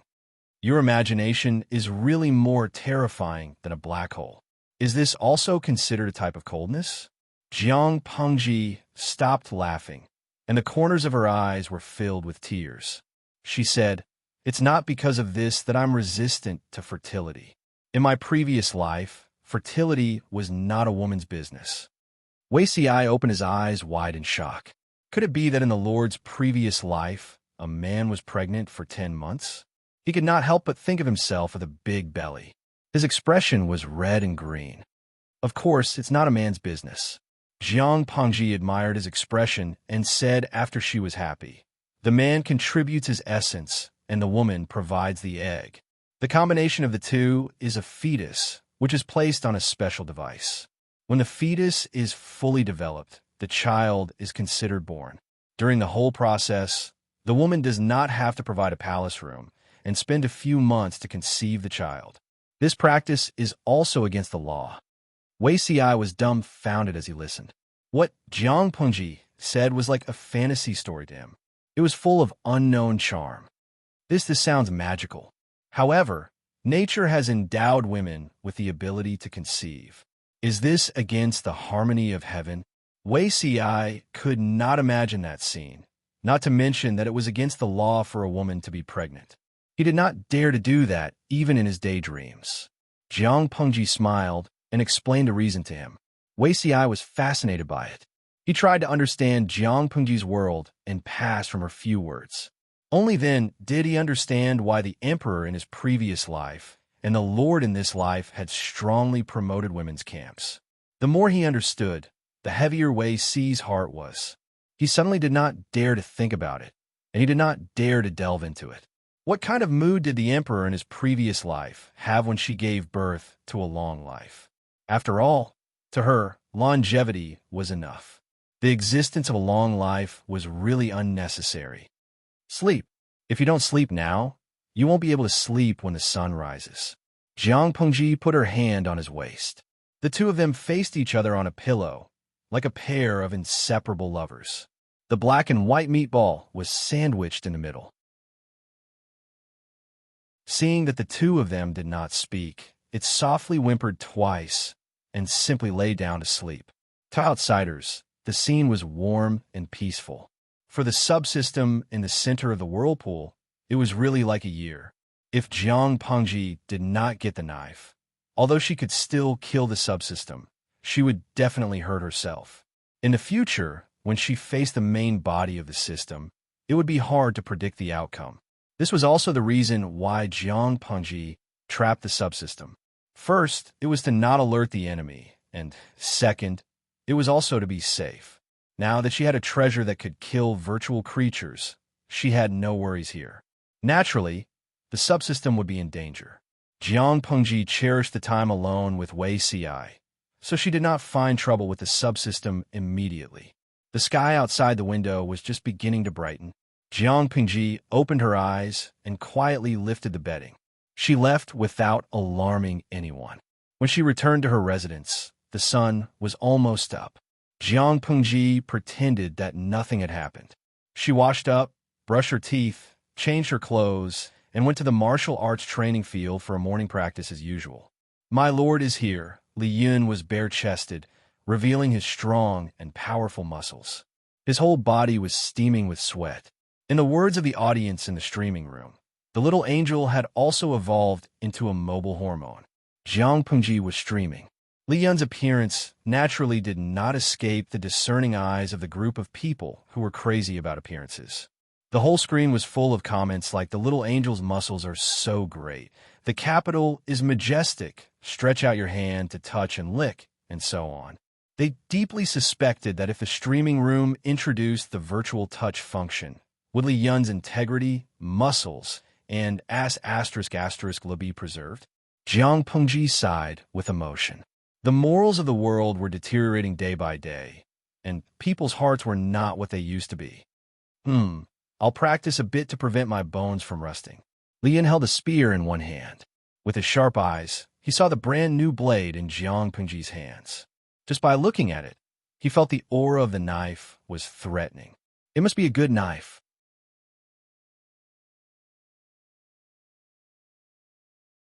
Chapter 1072.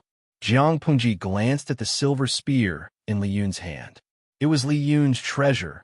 It would be difficult to compensate for it if it was broken. "I don't mind practicing, but I'm afraid your spear will break." Li Yun's expression was one of disapproval. The spear in his hand was made from extremely precious materials and the world's best smelting and forging techniques. It had accompanied Li Yun in battle for many years and was still brand new. Jiang Pengji saw that he didn't believe her, so she held the hilt of the sword with her right hand and easily pulled it out. This sword was not only longer than a normal sword, but it was also terrifyingly heavy. It was much heavier than Dian Yan's double axes. The snow-white blade drew a white light in the air, the sharp edge making people feel pressured. Li Yun practiced the long spear, but he also knew how to use a sword. To a general of this era, a weapon was like a luxury car to a modern man. In a way, it was a wife. When the blade was unsheathed, Li Yun's eyes lit up and he blurted out, "Good sword. Take a look." Jiang Pengji gestured for someone to bring a normal sword over. She held it and waved it. A white light flashed and a crisp cracking sound rang out. With a clang, the two halves of the sword fell to the ground, stirring up some dust. Li Yun was dumbfounded. This sword came at the right time. I can save some expenses in the future. It's not like I have to reforge my saber every time I fight a battle. To her, this divine weapon that could threaten the sky's brain could only be used to kill people and cut fruits, and also to make the system fearful. Other than that, did it have any other value? Nothing. Li Yun didn't use a sword, but it didn't stop him from admiring it like a beauty. "Lord, does this sword have a name? What's the big deal about cutting a hair?" The sword in his lord's hand could go head-to-head with other weapons and even cut the opponent in half like a fruit. It was definitely a divine weapon. Jiang Pengji was bad at naming. There was no doubt about that. Faced with Li Yun's tricky question, she thought about it and said, "It's called Deity Slayer." Simple and domineering, obvious at a glance. Li Yun sighed. Deity Slayer? A divine weapon deserves a good name. It wasn't that his lord didn't know how to name things, but why did she give Bai such a bad name? Every time Li Yun called out to Bai, he felt an inexplicable sense of shame. After practicing with her knife for a while, Jiang Pengji also helped the cooks in the camp chop a pile of firewood. She only stopped when she was slightly sweaty. The audience in the streaming room had long been paying attention to the knife in Jiang Pengji's hand. Such a saber was not something that could be made with the forging techniques of this era. Even in their era, according to a certain Tibetan army veteran, it seemed to be very difficult to achieve. No matter how the audience discussed, Jiang Pingji kept her guard up and refused to reveal anything. Finally, the audience concluded, Unreal City. The streamer is a cheat. She used to be a human-shaped weapon, and now she has an artifact cheat. She's ready to go to heaven. Zhaoran, according to the recent trending news, the streamer was supposed to participate in PlayerUnknown's Battleground, Clash of the Titans, but in the end, she entered the wrong game and sneaked into PlayerUnknown's Battleground. Crate as soon as you land. May I ask, such a cheater, when did the GM ban her account? Nutty and Little Pudding, hashtag PickNose1. Kiki, the streamer has banned the GM account. Are you afraid? Xinyue, GM, Jiang Pingji, can you have some F*King self-awareness? Streamer, I don't have any F*King self-awareness. I'm very arrogant. Jiang Pingji looked at the screen full of jokes, and the corners of her lips curled up. Well, to a certain extent, Nutty and Little Pudding was correct. She could indeed ban the GM account, but would the subsystem be banned? After sweating all over and eating breakfast, Jiang Pingji began to deal with official business. They had just gained a foothold in Qianyan County in Tsang Prefecture, and the grain line was barely smooth. However, the Mengs were the local tyrant of Tsang Prefecture. They had been operating in Tsang Prefecture for hundreds of years, and their resources were immeasurable. Jiang Pingji was afraid that if she was not careful, she would reveal a flaw and give the Mengs an opportunity. During that time, other than Meng Hong, who sent some documents, Jiang Pingji basically buried herself in all kinds of bamboo slips and documents. She could keep her composure, but the subsystem could not. Jiang Pingji, what's your background? The subsystem number one's voice carried a hint of anger, as if it was a girl who found out that her rich fiancé was a country bumpkin who owed millions of yuan. The girl's heart was deeply hurt, and she scolded the heartless person. Jiang Pingji was also curious. What background can I have? Didn't I tell you before? The subsystem number one gritted its teeth and said, If you don't have a background, do you really think the sword in your hand fell from the sky? The appearance of the God Slayer instantly broke the balance between Jiang Pingji and the system. The subsystem had a natural fear of the patrolling merchants, like a criminal who saw the police. It was naturally afraid. It never imagined that the patrolling merchants would appear and leave behind such a precious weapon. What did Jiang Pingji do to deserve this? He was merely a mortal. Even if he was the chosen one of this plane, he was nothing more than an ant to the planar patrol merchants. Not to mention taking care of her or befriending her, it was a waste of time to look at her. Therefore, the subsystem number one could not figure out the reason why the patrolling merchants took care of Jiang Pingji. After thinking about it, it felt that Jiang Pingji must have a backer. I'm not like you, full of lies. Jiang Pingji sneered. She said, I've told you everything about my background. Genetic warriors were equivalent to death soldiers. Their mortality rate was far higher than the federal elites on the battlefield. If Jiang Pingji had a backer, how could she have been chosen? Most importantly, before becoming a genetic warrior, one had to erase their past memories to ensure absolute loyalty to the Federation. Based on this alone, Jiang Pingji was certain that she had no background. The subsystem number one did not listen. You're lying. It looked at Jiang Pingji's basic information again. At the age of 35, she took over the heavy responsibility of being the head of the army from her former superior. Before that, she was promoted to the rank of brigadier general based on her military merits. After that, she gained the favor of the previous head of the army and became one of the candidates for the successor. Although Jiang Pingji was indeed capable of being the head of the army, her rank did not match. She had taken a huge leap. Was she not afraid of her crotch splitting? Actually, if the subsystem number one understood the war environment in Jiang Pingji's previous life, her experience was not considered unexpected. There were many geniuses who were better than her. She was very inspirational, but she was only considered average. She was young, but she had been in the army for longer than many senior generals. You must have a backer. The system had cheated countless hosts, but it had never thought that it would encounter a cheat that it could not afford to provoke. Jiang Pengji was speechless. She was inexplicably angry. If I had a backer, I would have turned you into ashes 800 years ago. In her previous life, she had climbed up by relying on her own abilities. How could she be accused of having connections because of a single sentence from the system? If it weren't for the fact that I can't bear to part with the people in the streaming room, I really want to cut all of you up. The God Slayer in the baby's hand was already restless and thirsty. With the existence of the God Slayer, Jiang Pengji was not so afraid of the system. She could calmly wait for the day the net was drawn. Now, she was the one who played chess.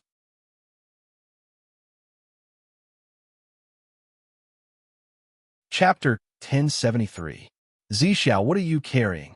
Meng Heng and the rest were busy, but Wei Ci, who usually arrived first, was late.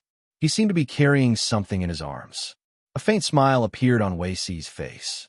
He moved his right hand slightly, and a small head timidly popped out his wide sleeve. Its bright black eyes looked around, and its two claws were placed on both sides of its head. The pink and tender claws were crystal clear. The little thing whimpered, like a baby's unconscious humming, with a hint of laziness and coquettishness. Coupled with its harmless and adorable appearance, no one could harden their heart upon seeing it. Meng Heng knew what it was at a glance. Isn't this the cub of an iron-eating beast? Zixia likes this little thing too? Wei Ci did not like it at all. It was obvious that the Lord did not tell him how to deal with it. It was clingy, so he had no choice but to bring it along in case no one took care of it. Before Wei Ci could explain, Meng Heng said, an iron-eating beast cub looks harmless and interesting, but it's different when it grows up. Ferocious beasts are wild and hard to tame. If Zixia keeps it by your side, there's no guarantee that it won't hurt you. It's fine to raise it now, but not when it's older. Wei Ci looked down at the little fellow, and his lips curled into a faint smile. The little fellow did not know what was going on.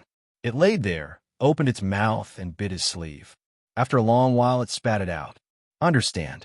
Thank you for the reminder, Sergio, Wei Ci said. I heard that iron-eating beast cubs are very fragile and not easy to raise.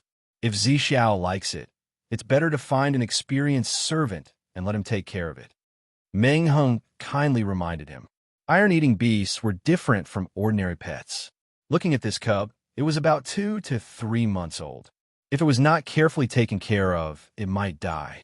I heard that iron-eating beasts are very protective of their cubs. Where did Zixia get one? Wei Ci could not talk about what happened last night, so he could only vaguely say, I picked it up by accident. Meng Heng nodded in understanding. He said, Iron-eating beasts are different from ordinary beasts. Their cubs are all taken care of by their mother. Mother beasts are very protective of their cubs. Under normal circumstances, they would not abandon their own children. Zixia picked it up by accident, perhaps because its mother had met with misfortune. It's good for you to raise it. Although it's a little beast, it's so cute. It would be a pity if it died prematurely. Unbeknownst to them, Meng Heng's words hit the nail on the head.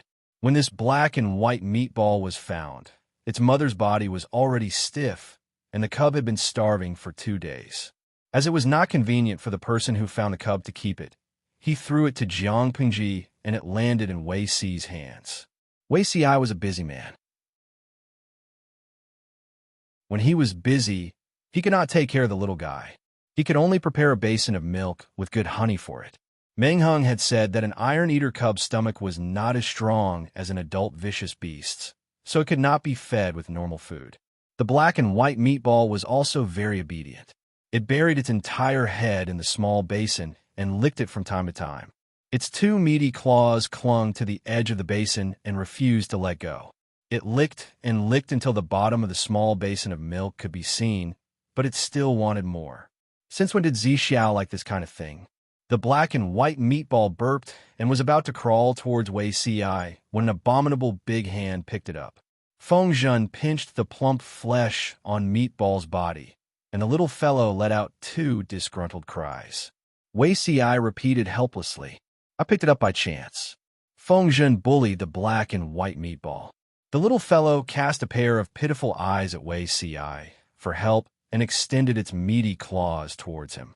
Hey, it's quite intelligent. All living things have intelligence. It knows who is good to it and who is bad to it. Wei Si saw that Feng Zhen was despised by the black and white meatball, and the corners of his lips curled into a deeper smile. You guys are quite free. Wei Si was about to take the black and white meatball back when Jiang Pengji's voice came from outside.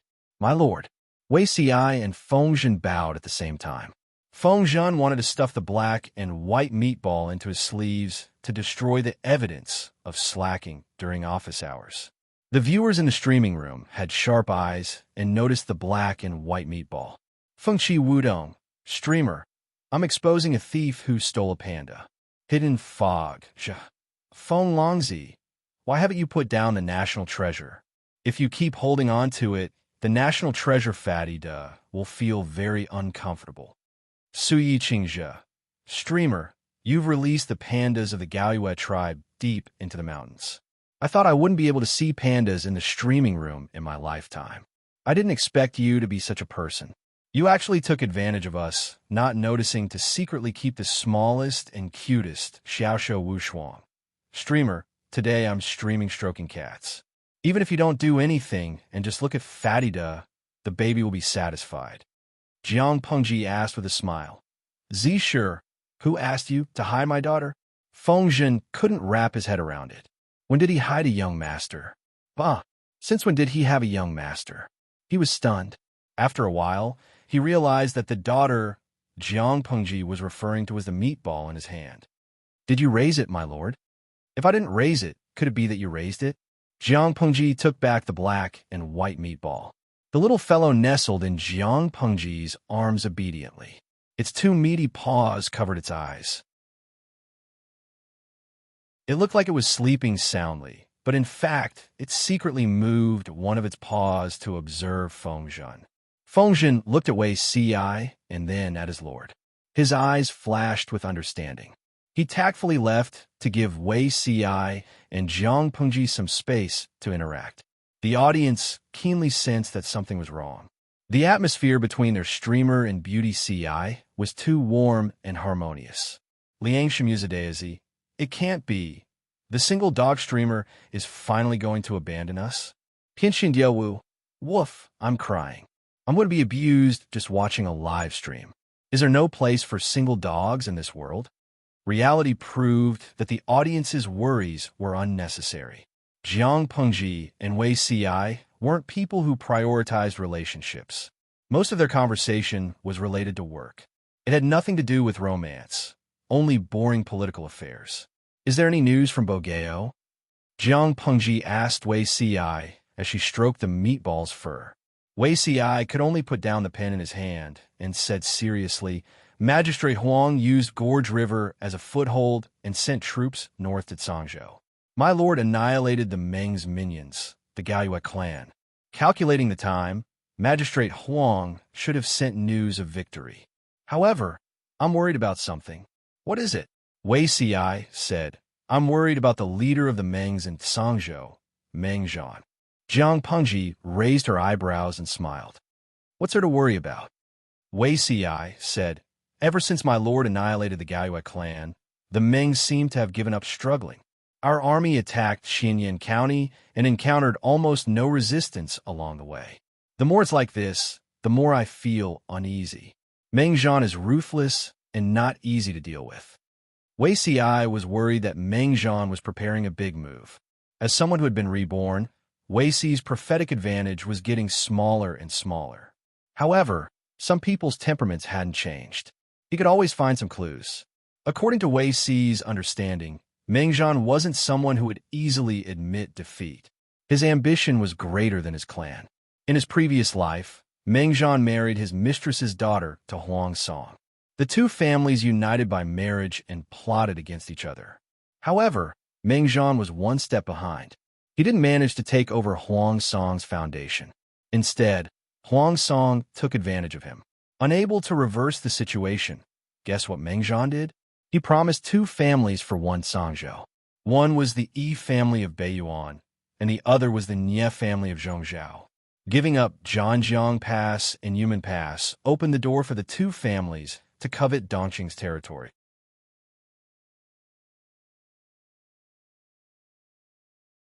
Chapter 1074.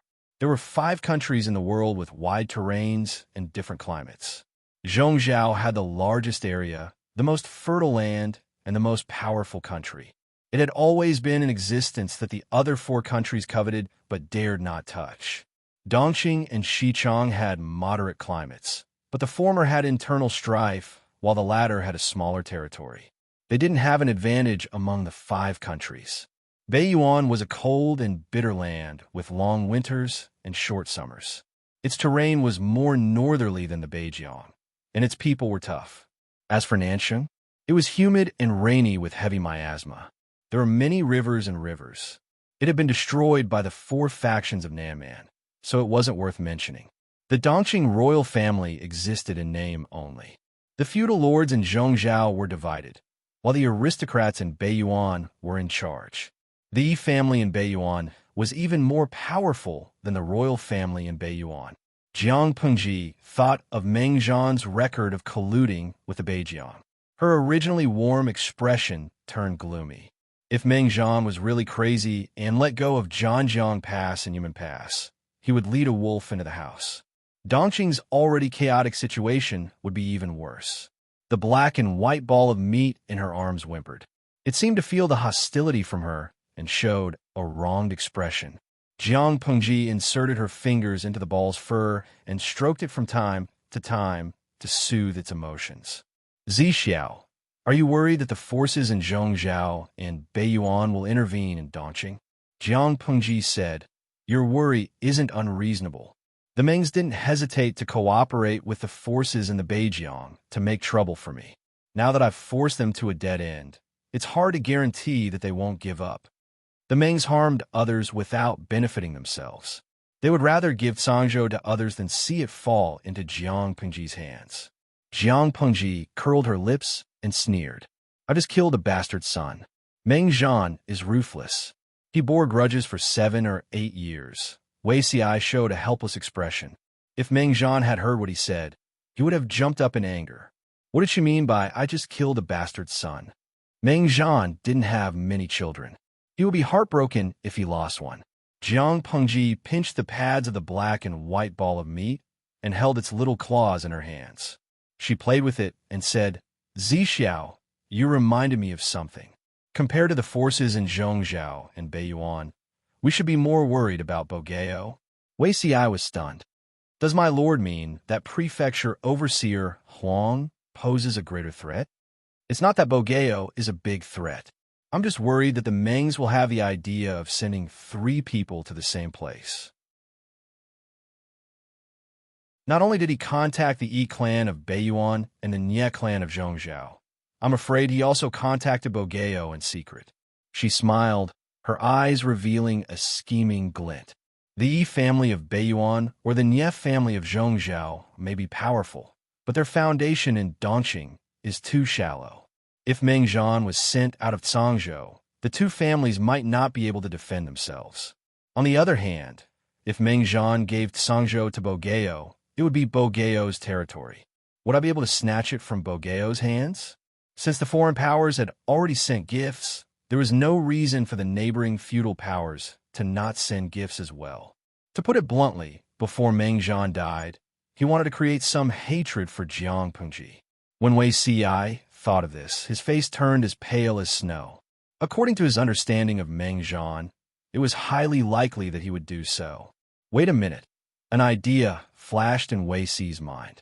He suddenly understood something, and his expression was extremely solemn. Master, oh no. What's wrong? Jiang Pengji asked. I'm afraid the Mengs don't have any soldiers to use. Wei Xiai said, ever since we entered Sangzhou, the biggest obstacle our army encountered was the Gaiyue clan. After destroying the Gaiyue clan, we attacked Xianyan County, but we didn't encounter any decent resistance along the way. That was unusual. I thought the Mengs were deliberately trying to mislead us. Now that I think about it, it's highly likely that the Mengs didn't have enough troops. Meng Zhan simply transferred the troops from Qianyan County to guard Meng County. They used this to create the illusion that they had enough troops to divert attention so that our army wouldn't dare to act rashly. Then, they secretly sent them out of Sangzhou. The Mengs were militaristic, and Sangzhou wasn't as good as it used to be. Coupled with the destruction of the Gaiyue clan, the Mengs' continued resistance would result in the same result. More than half of Sangzhou would fall into Jiang Pengji's hands. Since that was the case, it was better to make a good plan while there was still room for change. Using Sangzhou, which didn't have much value, to give Jiang Pengji a few strong enemies. What a good deal. Thinking of this, Jiang Pengji's face darkened.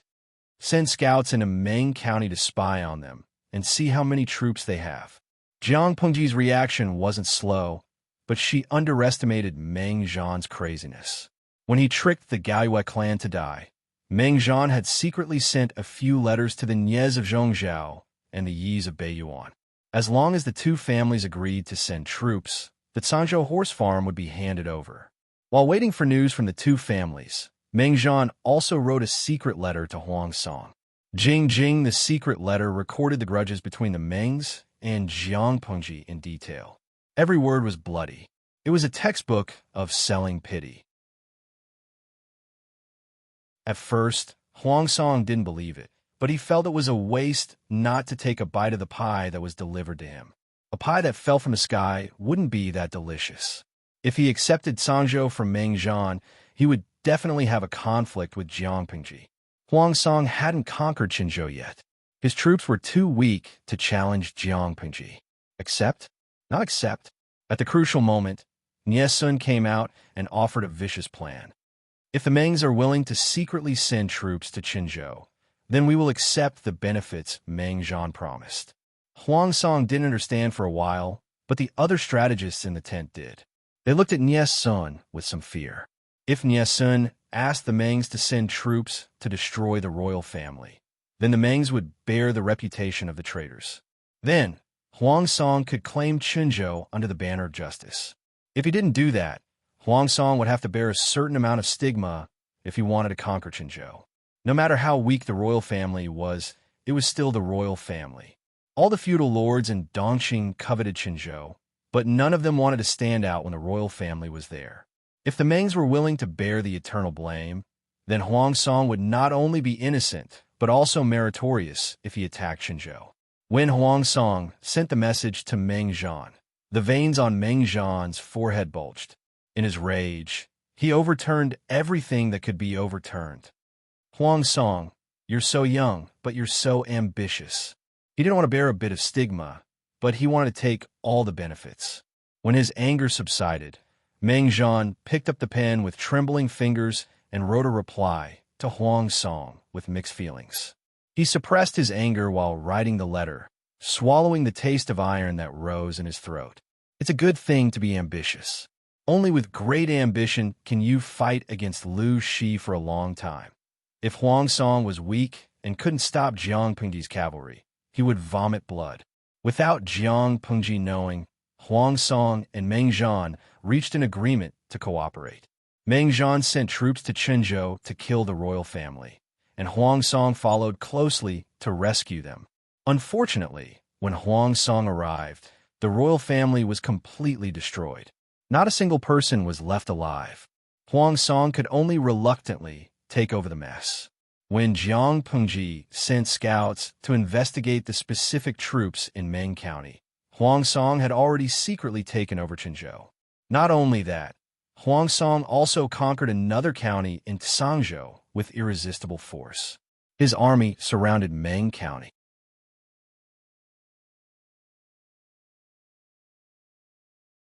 Chapter 1075. What Wei Ci and Jiang Pengji were worried about had happened. Huang Song had taken over Qinzhou and Tsang Prefecture. The Mengs had surrendered with Meng Prefecture. In other words, Jiang Pengji hadn't gained anything. Huang Song had taken all the advantages. If Jiang Pengji hadn't restrained the Gaiyues, they would have suffered great losses. They wouldn't even have gotten Qianyan County. Her face darkened.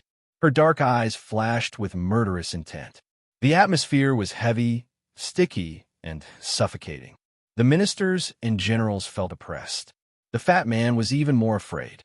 He tried his best to curl himself into a ball. He rubbed his head against Wei Si's palm. He wanted to hide his entire body in it.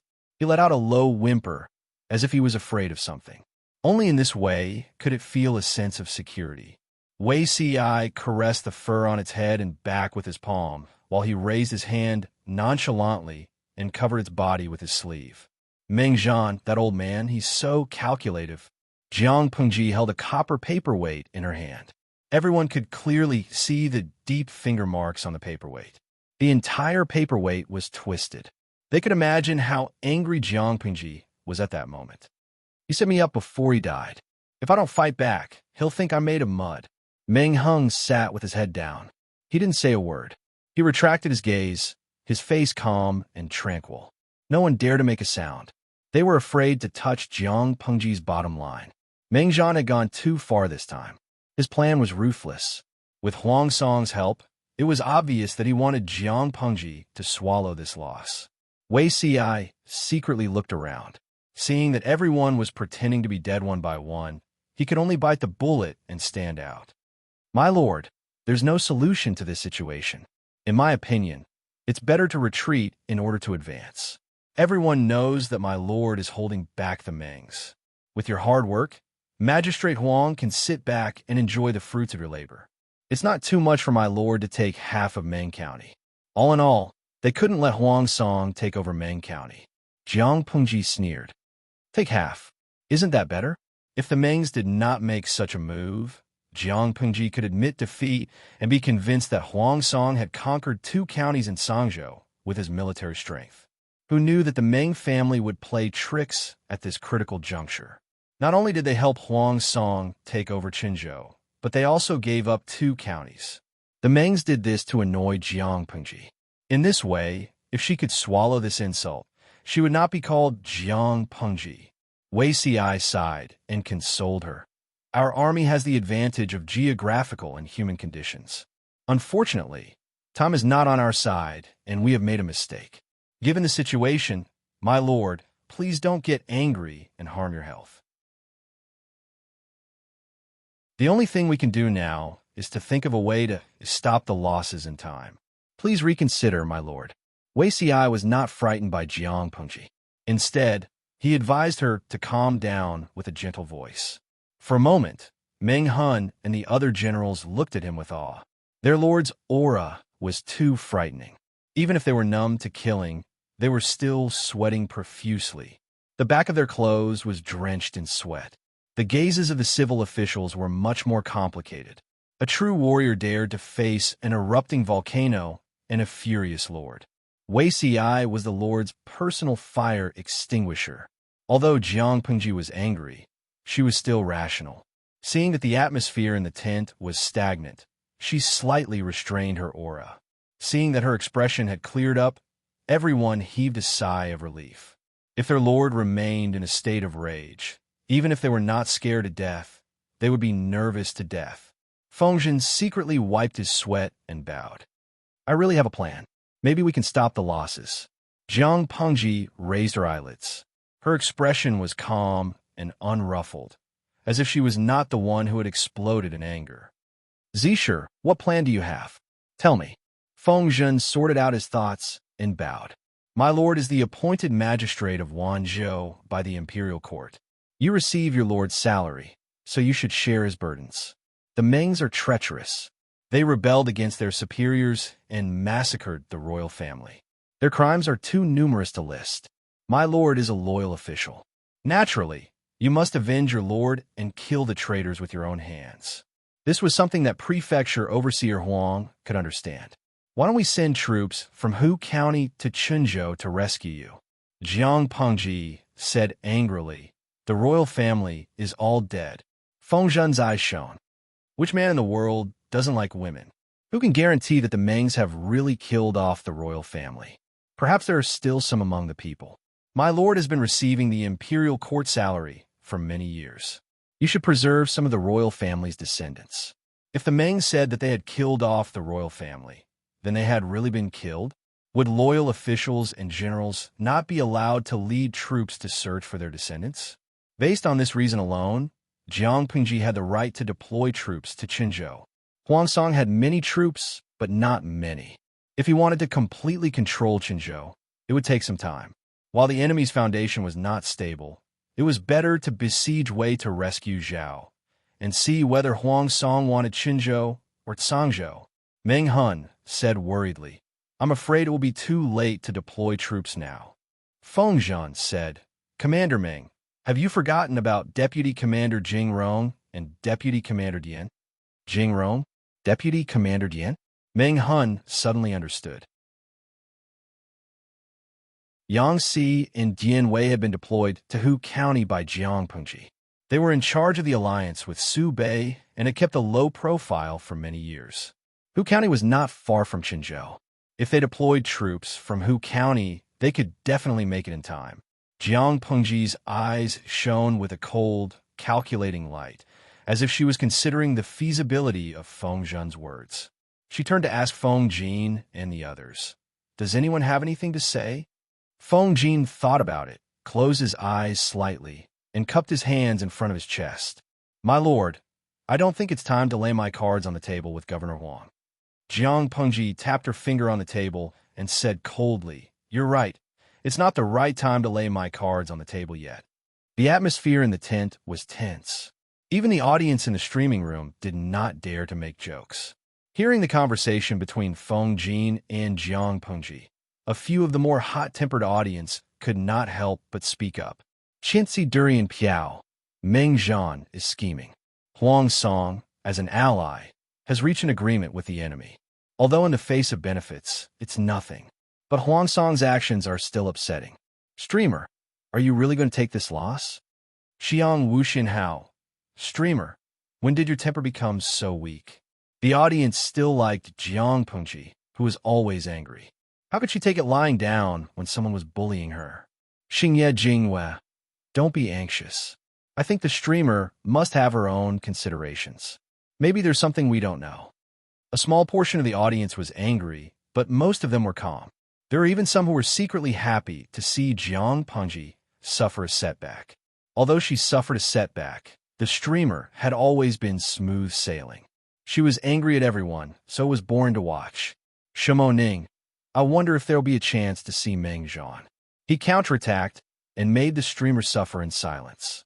That's not easy. Speaking of this, many of the audience expressed their regret.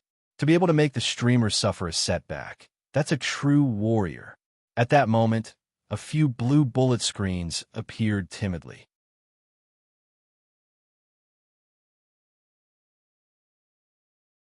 Chapter 1076. All the viewers in the streaming room were dumbfounded. What had they ever seen Meng Zhan? Jiang Pengji also noticed the bullet screen. She frowned and raised her eyebrows. Meng Zhan lived in Cangzhou, and she fought all the time. She had never seen Meng Zhan, so it was impossible for the viewers in the streaming room to have seen him. However, Jiang Pengji suddenly thought of something when she saw the color of the bullet screen. She suddenly understood. The viewers in blue were the viewers of the time-traveling woman's streaming room. Jiang Pengji had never seen Meng Zhan, but it didn't mean that the time-traveling woman hadn't seen Meng Zhan. Maybe when the time-traveling woman met Meng Zhan, she had the streaming room open, so the viewers in that dimension had seen Meng Zhan. Jiang Pengji thought for a moment. That was the most likely guess. It turned out that Jiang Pengji's guess was correct. Not only that, but from the comments of the viewer, she could more or less guess why Meng Zhan valued the bastard son so much. Tangerine lemon candy. That's old news from a long, long time ago. I was in my first year of high school, and I accidentally entered this streaming room. No, not the streamer's streaming room, the one with the color. Although the content was very embarrassing, the streaming room was very popular. The male and female protagonists were both very good-looking. I liked to watch it when I had nothing to do to relieve my stress from studying. The viewer rambled on and on for a long time before he got to the main topic. Orange lemon candy. I remember there was a rich man in the streaming room who issued a task for the streamer to act as a prostitute and attack the son of an aristocratic family. The streamer's target was Lucy at first, but then she changed it to Meng Zhan. To be honest, I had a deep impression of Meng Zhan, not because of his high status or good looks, but because he was the first man to defeat the streamer. He was a real man. Jiang Pengji was surprised. She thought Meng Zhan was also a subject of the time-traveling woman, but he wasn't. He even rejected the time-traveling woman. And then, the viewers had the same thought as Jiang Pengji. They were eager to hear the gossip. The viewer didn't keep them waiting. He quickly sent another bullet screen. Orange lemon candy. The streamer is also proud. As a fairy, how could she be rejected by a mortal? She and Meng Zhan didn't end well. When they were arguing, the streamer said Meng Zhan had weak sperm and called him a natural eunuch. Later, the streamer even arranged a doctor to attack Meng Zhan. I remembered that Meng Zhan had a few maids who warmed his bed. They served him for a few years, but they didn't have any children. Looking at the bullet screen, Jiang Pengji vaguely pieced together the truth of that year. If Meng Zhan really had asthenospermia, it would be extremely difficult for him to make women infertile. It was not unreasonable for him to suspect the blood of Meng Hong and Yesun. Under the woman's scheme, the wedding procession was ambushed by bandits the night before Gu Zhen married Meng Zhan. Although the reinforcements had arrived in time and saved the people, it was impossible for Meng Zhan to not have a thorn in his heart. Unfortunately, Gu Zhen did not shed any blood on her wedding night, which seemed to further prove the fact that she had been defiled by the bandits. After that, Gu Zhen was found to be pregnant. Calculating the time, it happened to be around the time of the wedding. Meng Zhan was well aware of his body's problem. Although he had the ability to conceive, the chance of success was too small. It couldn't be a coincidence. At this time, the time-traveling woman created another illusion, letting Meng Zhan see the scene of Gu Dai having an affair with her servant. At this stage, Meng Zhan could still tolerate it. However, Gu Zhen's unwillingness to abort the fetus in her belly deepened Meng Zhan's suspicion. After a series of punches, Gu Zhen and Meng Zhan fell out of each other's hearts. The time-traveling woman tormented Gu Zhen, not only because of Gu Min, but also because of Meng Zhan. Meng Zhan rejected the charming time-traveling woman and married Gu Min's stepsister. How could the time-traveling woman tolerate it? She wouldn't rest until she made some trouble for him. Thinking about it, Jiang Pengji felt that the time-traveling woman was even more disgusting. She only destroyed her soul, which was too easy for her. Pusi Pusixio, a weak sperm. Now that you mention it, Meng Zhan's head can be grazed with sheep. Tangzi Liang Liang Tang. Weak sperm isn't absolute infertility. It's just that the probability of getting pregnant is much lower than normal people. This disease can still be improved through nursing. In short, Meng Zhan still has the hope of becoming a father. The fact proved that the audience was right. The time-traveling woman pointed out the defects in Meng Zhan's body. He invited doctors and asked for medicine to cultivate his mind.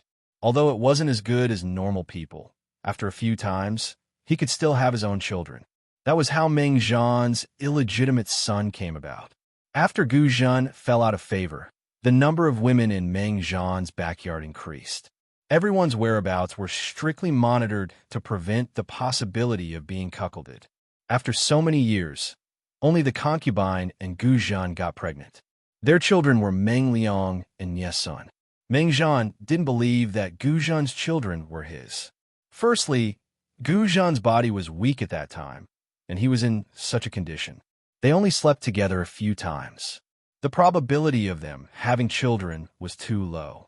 Secondly, under the interference of the time-traveling woman, Meng Zhan saw Gu Zhen fooling around with the manservants in the front yard. He hated Gu Zhen even more.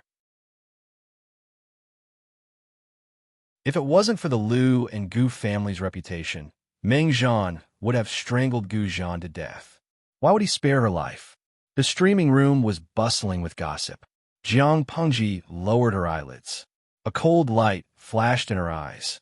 Meng Zhan had schemed against her before. If she didn't retaliate, it would be too easy for the old man. In this era, there was a habit of not killing those who surrendered. Meng Zhan surrendered to Huang Song. Logically speaking, Huang Song wouldn't kill him.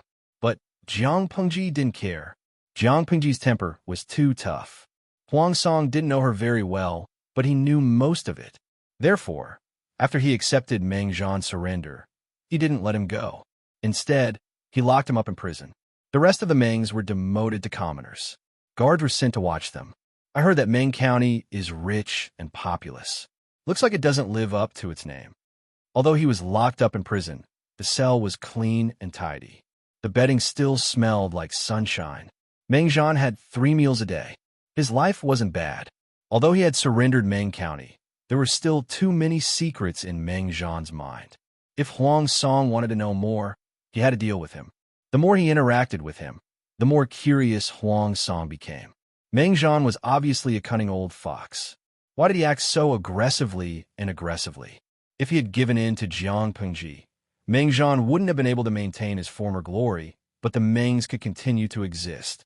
But now, he had made one wrong move after another. He had lost all his trump cards. Meng Zhan sneered. Governor Huang, you really got what you wanted. I'm no match for you in terms of ambition. I'm even worse when it comes to appetite. Meng Zhan's face was full of fatigue. He looked much older than his actual age. His eye sockets were deep, and his eye bags were heavy. His eyes were like a ghost's, making people uncomfortable. You're tuning into the Romance Rendezvous YouTube channel. We're so grateful for your support, and don't forget to subscribe to join us on this incredible journey through captivating stories. Your generosity through donations truly makes a world of difference, as it's the primary source of revenue that allows me to expand and enhance this channel for you. Thank you from the bottom of my heart for being a part of this adventure.